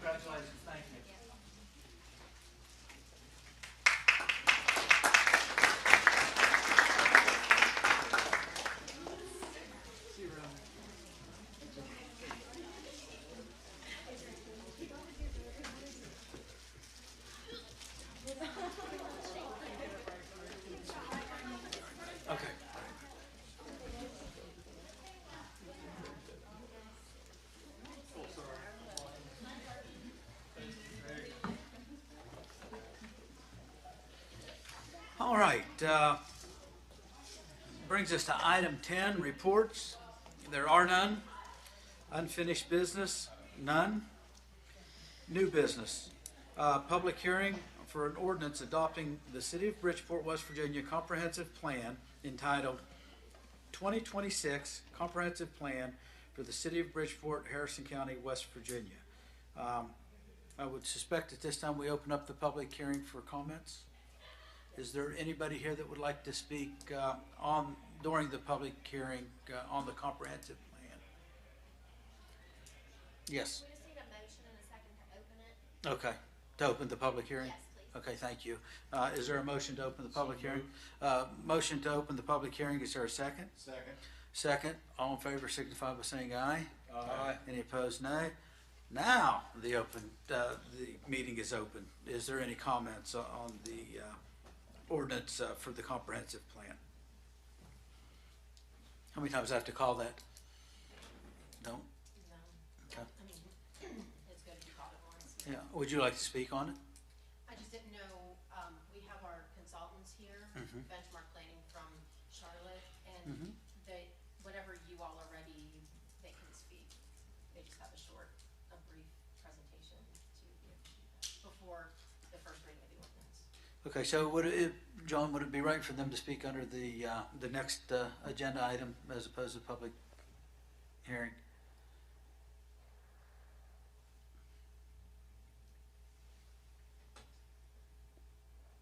We can wait till the second. The next item, yes. 12-2? Yes. Okay, thank you. Okay, seeing nobody or hearing nobody wanting to speak, I'll entertain a motion to close the public hearing. So moved. Motion on the floor to close the public hearing on a comprehensive plan. Is there a second? Second. Second. Any discussion? All in favor signify by saying aye. Aye. Any opposed, nay? Ayes have it. Public hearing is closed. That takes us to item 12.2, consideration and act on the first reading of an ordinance adopting the City of Bridgeport, West Virginia Comprehensive Plan entitled 2026 Comprehensive Plan for the City of Bridgeport, Harrison County, West Virginia. Any discussion on that? Or actions? Andrea, would you all like to speak? Yeah, please, if you would come up to the podium and, Yeah, that's good. yeah. Also, while they're getting set up, just this ordinance is required by state law. It's the next step in the process of completing the comprehensive plan. So the second reading will be in January. After that, if approved on first and second reading, it will be adopted by the city. And it will finalize. So this is just the next step in doing that. Thank you. Right. Good evening. My name is Bridget Kalea, and I'm with Benchmark Planning. We're the firm hired by the city to develop your comprehensive plan. As Andrea mentioned, you currently have a comprehensive plan from, I believe, 2018, 2019. And this will replace that comprehensive plan. And we've been working on this over the last year and a half. So we started in July of 2024. Over that process, we've had an online project website called benchmarkplanning.com/planbridgeport. And we've pushed out information about the comprehensive plan through the city's website, the city's social media pages, and Connect Bridgeport. And we've broken this into 4 separate phases. So our initial phase was background research and public engagement. That was followed by drafting the plan, vision, and goals, and then developing the draft plan, and then finalizing that plan and reviewing it with the public. And so as Andrea mentioned, we're in that last phase now. And during this process, we've worked with the steering committee. So it was about 6 members selected by the city, members from Planning Commission and other previously elected and appointed officials, city of staff members. And they've really helped guide the draft document. We also held listening sessions with a number of key stakeholders, business owners, property owners, local experts about the city of Bridgeport. And all of that kind of helped to create this document, which is kind of a long-range guide for the city. It is fairly high level, but it is required by the state of West Virginia's code to be updated at least once every 10 years. And it also does set some pretty important goals, objectives, and action items for the city to consider in the next 10 years. And so this comprehensive plan, it includes a lot of background information, which is required by the state. But those two main kind of recommendation sections of the plan is the introduction section, which contains the goals, objectives, action items, and the future land use map. And then the implementation section. So the implementation section spells out all of the action items and recommends for City Council to consider potential timelines for those projects, potential funding sources, and responsible entities to help carry out those actions. So just to keep it brief, I know you've had a long meeting tonight. You have a lot more to talk about after this. But there are 8 broad goals that the comprehensive plan follows. And those are to facilitate growth, to promote quality housing, to broaden community amenities, to attract and connect visitors, to continue to grow the economic base, to improve the transportation system, to strengthen partnerships, and to support government services and infrastructure. So there are a lot of great goals and action items in that plan that we hope you all will carry out in the next 10 years. And one major component of this plan is also a future land use map. So this is something that the City Council as well as Planning Commission should review every time potential rezoning or proposed development is brought forward. This essentially lays out a broad vision of how the city would like to be developed in the future. And it assigns 8 different land use categories across the city's districts. And they are based on neighborhood, commercial corridors, mixed-use centers, campuses, parks and recreation. There's a specific category for downtown, as that's a kind of main focus area of the comprehensive plan, improving downtown, as well as for industrial uses, and then for rural and agricultural areas. This plan also talks about future growth of the city by both infill development and annexation. And so I'll kind of say that to keep it short and open it up for any questions you all might have about the plan. Thank you. Any questions? I know that we have reviewed it in the past, and it was very well put together, and we really appreciate your efforts as well as Andrew's efforts on that. So, is there anything else? No? Well, thank you very much. Thank you.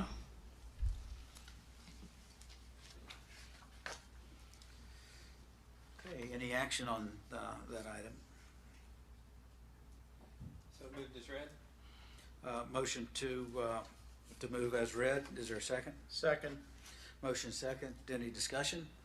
All in favor signify by saying aye. Aye. Any opposed, nay. Ayes have it. Motion carried.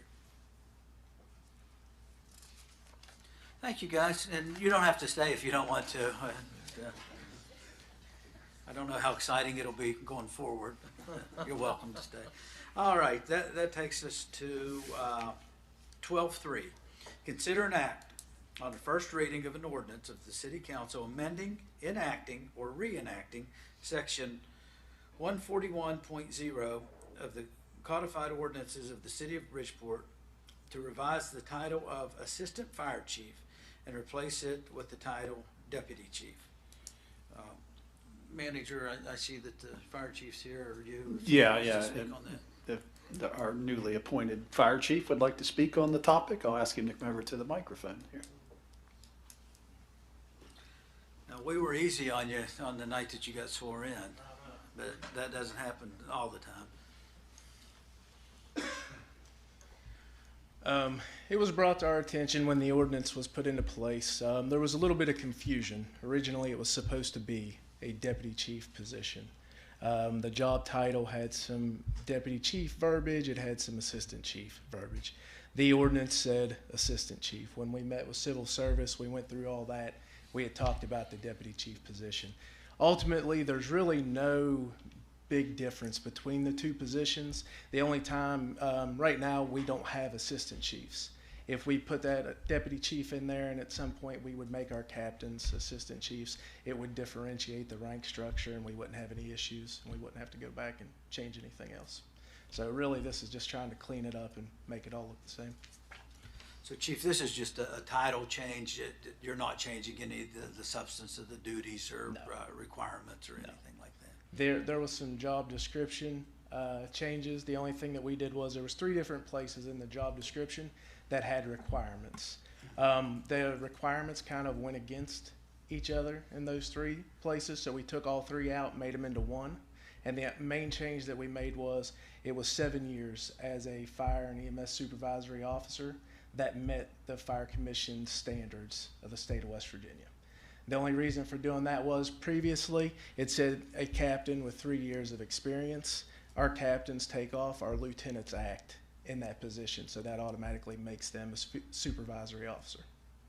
Okay, and that again, that's in the job description, not Yes, this that's in the ordinance that job we're voting on description. The tonight. ordinance has nothing to do with that. Technically, the ordinance doesn't have, I don't believe, anything to do with us. That's a council and like the city clerk, and then the civil service went through that as well. But they don't have anything to do with it now.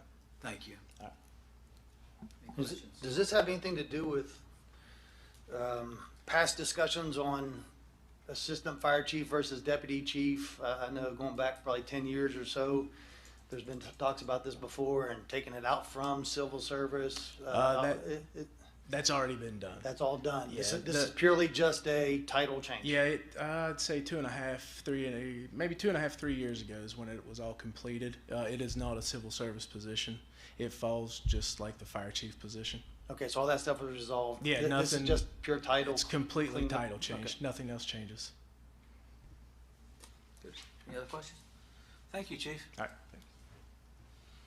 I'd make a motion to approve item 12.3 as read. Motion on the floor to approve 12.3 is read. Is there a second? Second. Motion is second. Any further discussion? Seeing none, all in favor signify by saying aye. Aye. Any opposed, nay. Ayes have it, motion carries. 12.4, consideration and act on the amended bylaws for the Cybersecurity Advisory Committee and as recommended by the Cybersecurity Advisory Committee. Manager or clerk, do you want to? If you don't mind. Thanks, Jeff. You're welcome. You're looking bored over there. Okay, Cybersecurity Advisory Committee met about a month ago, I would say, for the first time in over a year, maybe a year and a half. With the grant that they get through the SLCGP, they are required to meet at least once fiscally to receive that grant. However, at the last meeting, just with all the changes in staff in our IT department, as well as just things that are happening in the world, I think they just decided that they would like to meet more frequently than once a year. So the only change, and you probably see in your packet, is just the amount of times that they'd like to meet. It originally said they'll meet at least once per fiscal year, and they would like to change that to meet at least twice per fiscal year, once in the spring, once in the fall, and then shall meet virtually as needed. That's the only change. Any questions, any comments on that? Thank you. Yeah. All right, is there any action by the council on 12.4? So moved. No, I'm sorry. Yeah, 12.4. So moved. Second. Motion is second on 12.4 as read. Any further discussion? Seeing none, all in favor signify by saying aye. Aye. Any opposed, nay. Ayes have it, motion carries. Thank you. Okay, 12.5. Consider an act on the reappointment of Tim, I've got to say this one slow, Provrosnik to the Cybersecurity Advisory Committee for a term to expire on March 31st, 2028. Clerk, just a standard, you don't have to get up for that. Yeah, It's a standard reappointment. he signed a reappointment letter. They do 3-year terms, so his was up for a while, but he has finally accepted the reappointment to that committee. Okay, any questions of the clerk? Any action? Approve item 12.5 is read. Motion and second to approve 12.5 is read. Any further comments? All in favor signify by saying aye. Aye. Opposed, nay. Ayes have it, motion carries. 12.6, consider an act on approval of interim city manager's recommendation of the creation of a market manager position at the Bridgeport complex. Manager? Oh, I'm gonna let Drew discuss this. To the most part, I will say, our marketing manager had moved to a part-time position. That didn't work out very well for us from the the expectations that we had for marketing our facility and programs. So this Drew, he'll give you his ideas and thoughts on the position and the need for it. So Yeah, so over the probably past year, our marketing manager had their family grew and had dropped down to kind of a part-time position through using their PTO hours. And so the plan was for that person to go part-time the whole time. And with the expansion and where we're at as a facility and trying to attract people to our community, and then her also quitting, it just doesn't make sense. We've diverted her funds towards sponsorships and other avenues, community engagement, which I spoke to you guys about in the strategic goal meeting. So really what I want to try to do is add a high level marketing wing to our facility, which we've always kind of limped along, but in terms of our facility growing and bringing people to the community, I think it's a vital aspect to continuing the growth. You guys have the memo. Are there any questions or comments or? So this just really reestablishes back to what you were prior to the part-time? Mr. Kenny, we diverted the funds when she went part-time to a community engagement person. We do a pretty significant amount of money in sponsorships. And so there's another person now handling those things, as well as bringing local entities in during tournaments so they get benefit during the tournament, right? If we can get someone to go to Subway, we win. If we get someone to go to a nail salon when they're here, we win. So there's one person geared towards that, but this is more of a marketing position that's getting people to come from Pittsburgh, Washington D.C., but they also have the ability to like Aaron had said before, wide format printing. We do a lot of our own printing in house, so we're looking to secure that type of talent.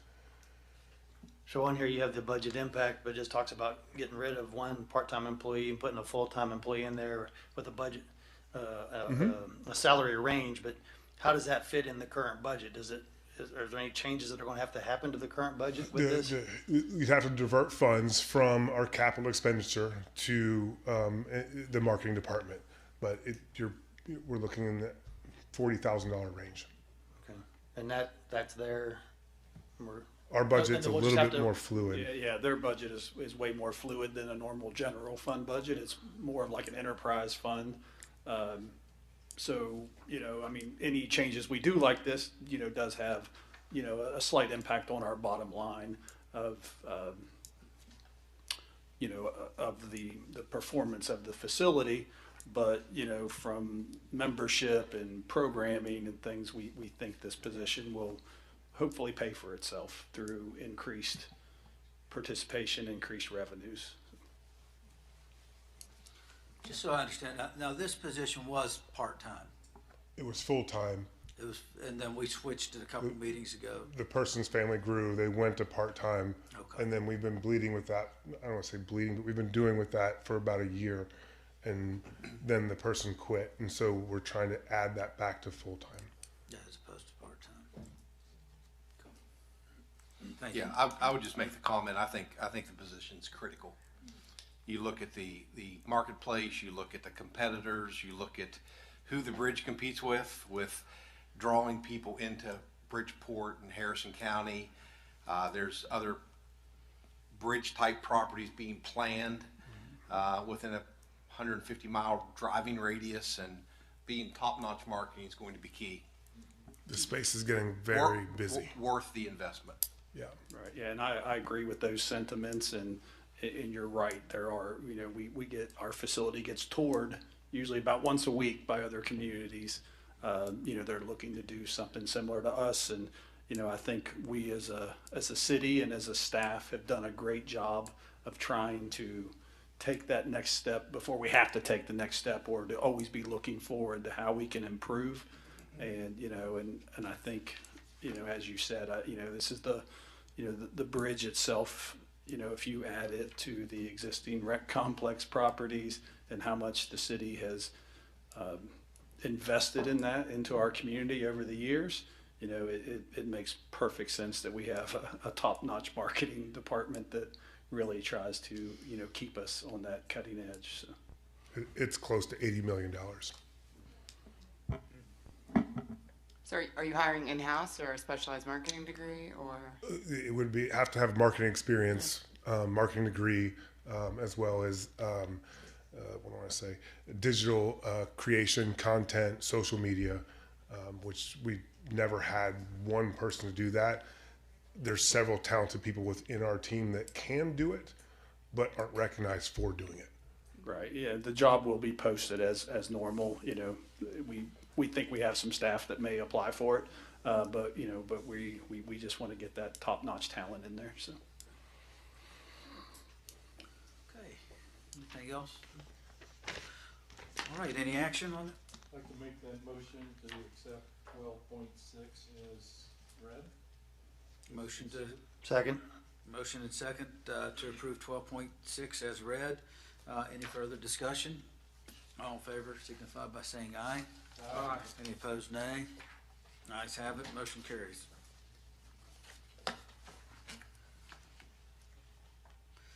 Okay, consideration act on contract with Parada Paving Company Incorporated of Delslow, West Virginia for the concrete street repair project.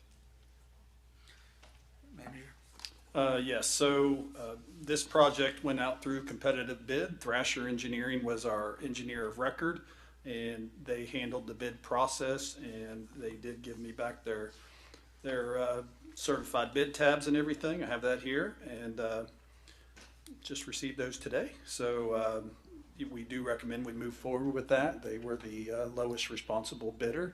We have a little bit of experience with them. That same company they're the company that did the wall up around across from Simpson Elementary School there. Yeah, and did a really good job. We're great contractors for us to work with on that project. So it's nice when we get repeat good contractors in for our projects. So. And it fell within budget too. So that's always a good thing. Yep. Any questions of the manager?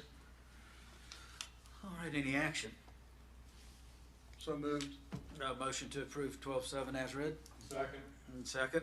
All in favor signify by saying aye. Aye. Any opposed, nay? Ayes have it. Motion carried. Item 13, council comments. Councilor Rominger, if you wouldn't mind starting.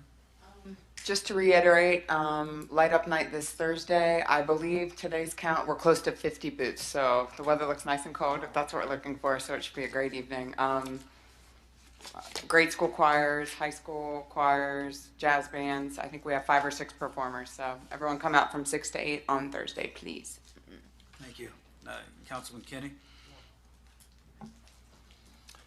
Chief Rogers. So I had the displeasure of having to go up the interstate early this morning to a meeting, but I had the pleasure of seeing one of your officers, and it was just turning daylight. So helping a older couple change a tire going Interstate 79 North. So that was nice to see.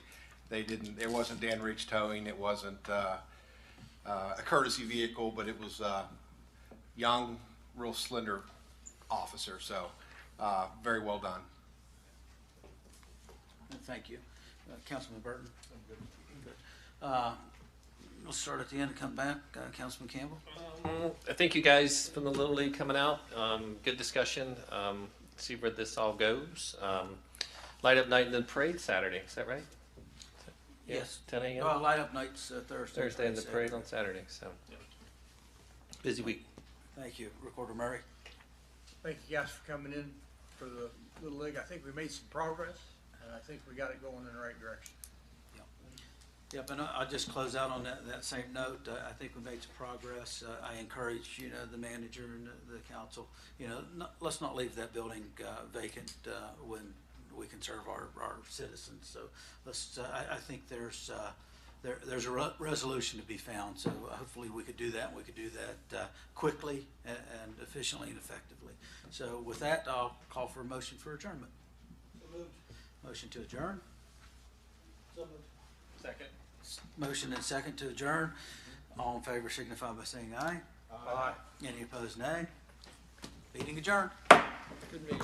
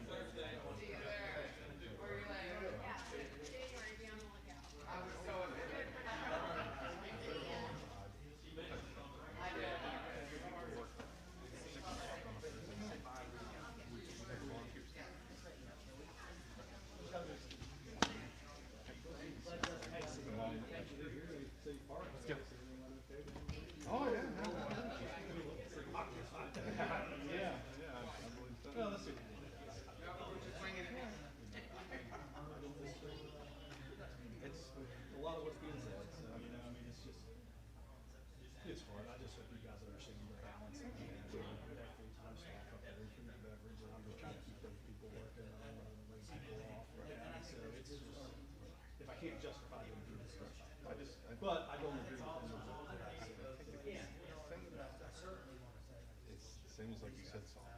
They're down there on